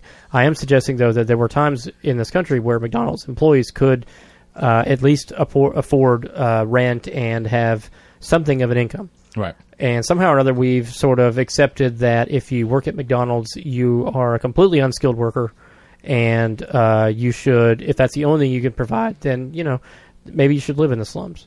I'm suggesting that hasn't always been the case. I mean, I think that I agree with, I think, where you're getting to with this, and I think there has been a cultural shift in the way things work. And we can go back and tie this together, that it is about education. When you go to an MBA program, you are taught about these kind of things and how to maximize profits, because that's all that matters in shareholders' game. This is it is an education thing. We're not taught a morality in business. We're taught you have to maximize profits. That's your job, and it's actually legally your job if you have a publicly traded company, because if you are found to be doing something intentionally to damage stock prices, you can be sued for the difference. And that's weird to me too that exists. But again, I shifted off of stuff. But sure, but I mean, I'm not a lawyer, but not that you're intentionally trying to damage the prices. It's more of you are trying to you can still make money without having to fuck people over. Right. So saying that you're intentionally trying to screw stock prices up, sure, if you're trying to do that, I understand the legal ramifications of that. But I mean, there should be a moral element involved also. I agree with you. I would just say that the idea that the government steps in to protect an investor from a poorly operating CEO or board, because as an investor I should be able to keep that money, because who plays in stocks? The richer people anyway. That it's now at least a civil lawsuit capability for me to get my money back because I invested in your company, and a publicly traded company for that matter. So I'm not even really investing in your company anymore. I'm just playing with your stocks. And that you make a bad decision, I can sue you for my losses. So the government is putting out protections for me, an investor who's already the rich guy anyway, There's no protection for the employees in this game. No protection for those people. When that lawsuit goes and wins, who's going to end up losing? The whole company at large, which the first people to go are the lowest on the total pool. Do they have to prove that you purposefully did that to decrease stock value? I mean, I don't know or the that ins and your outs of the details of it. action just I mean, the happenstance. This is the assuming premise that it exists is the problem. That would be an easy thing to protect. to defend. I mean, it'd be the burden of proof for them to prove. I'll see if I can figure out somebody who understands this a little bit further than I do. But the idea that it is that it even exists in law, that I should be able to protect my investment. I can understand if they did it purposefully. purposefully. If they were trying to back in, just try to lower the price to then buy more stocks. Right. Can we talk about the elephant in the room here? The elephant in the room here is that the company's so big, it's not going to fail anyway. Right. Right, because the government will back them up. I mean, I get it, but right, that's so like to a certain extent, and we've talked about this. I talked about the Bigness Complex book that I read a few years ago. Like at the end of the day, the goal isn't necessarily to make money. The goal is to make your company as big as possible. That way, if you make some poor decisions, you cannot fail. The government will not allow that to happen. right. So I think that's a larger issue than whether or not you can be sued for Right. I agree. the stock devaluing. It's the same problem. Animals like what is the benefit to not even? I mean, what's the benefit to John Q. Citizen at large? You know, like because I mean, it could be argued that the benefit for the employees of that company, government's going to step in. Those employees get to keep their job. Blah blah blah blah blah. That argument could get played. But for me and you, who aren't in whatever or don't deal with whatever industry or whatever this thing is that the government deems too big to fail, and our tax dollars are getting pitched in to bail said company out, and there's no real discussion or argument of why it is important for the masses that this matters. That I mean, that is one of the grossest corruptions in the game. Right. You could screw up. So here's the thing: if you're going to screw up, make it a colossal failure. If you fuck up just a little bit, you get fired. If you fuck up a ton, you'll still be there because taxpayers are going to bail you out anyway. Right. Right. I agree. And You know what I'm saying? Yeah. So. I don't know. Get your fingers in enough pots and have enough campaign donations to know the right people that you get deemed to that point, and you could never lose. Right. And I mean that's to me that to me specifically is one of the things that I get a little butthurt about when people start hating on American capitalism, because I guess that's definitionally American capitalism, but that's not capitalism. That's not capital C capitalism. That's anymore. what pisses me off when people start the folks that are like, man, had Bernie Sanders, he's a socialist. So you're telling me that government bailouts of companies that fail is not quintessentially the definition of socialism? Come on. Right. And it's not even the fuck on. Right, and it's not even at a surface level good version of socialism where they're actually doing it for the people. They're just doing it for the tip top of the top. Right. And I think that's again it's an education issue. We don't understand any better to call it out. We don't know how to call it out because we don't understand the process correctly. And we're, as you like to reference, we're too busy figuring out how many catches Julio's going to get this weekend than any of the other parts. I don't know why Julio was the first one that popped up. I was just thinking, is he talking about Julio Jones? He's not even in Atlanta anymore. And actually, the Titans cut him a few weeks ago, a month or so ago. I don't know. That was the reference that popped in my head. Deal with it. Julio Jones. How much time do you have before you have to go to sleep? I was thinking like now. Okay, so does that mean you have to go to sleep now? I mean, I'm going to go brush my teeth, maybe take a shower, go in bed, all right. So I was wondering if I'm smoking this here, if I'm smoking it somewhere else. I mean, you can sit in my front yard and smoke it if you want. I don't mind. Okay. I'll smoke it somewhere else. Okay. I'm hanging on the back porch. Okay, cool. All right. We can convince Seth to hang out on the back porch for 10 minutes. Nah, I'm going to bed. What?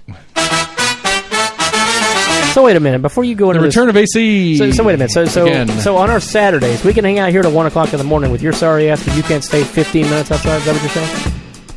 I mean, yeah. What kind of job? You don't really work. I don't work Sunday mornings. That's my point. Like there are times that we do. Are there? Yeah. Please tell me about a time you worked on a Sunday morning after we did the show. It's been a few months, but I've done it. It's been a few months since you've been here. Almost Agreement at gmail.com, Facebook, Twitter, YouTube. Go to our website, almostagreement.com. Check out My Voter Guide 22. Get to know who's running for what. Get to know what district you're in, who you're allowed to vote for, those kind of things. Hit us up on Facebook, YouTube, Twitter. We have an Instagram, apparently. It's there. I don't have access to do anything to it, so you're the one who put anything on. I've sent it to you before. No, you haven't. It was in there. Okay. All right. I'm so glad AC's back because my outros are perfect when he's here. I've got Mr. Kaz tomorrow, and I don't know. I don't have anything else scheduled currently, but I'll keep working on it. I'll get some more people later. It's 11:14. Are you shitting me? You're going to go to bed now? Yeah. Good old man. Get off my lawn.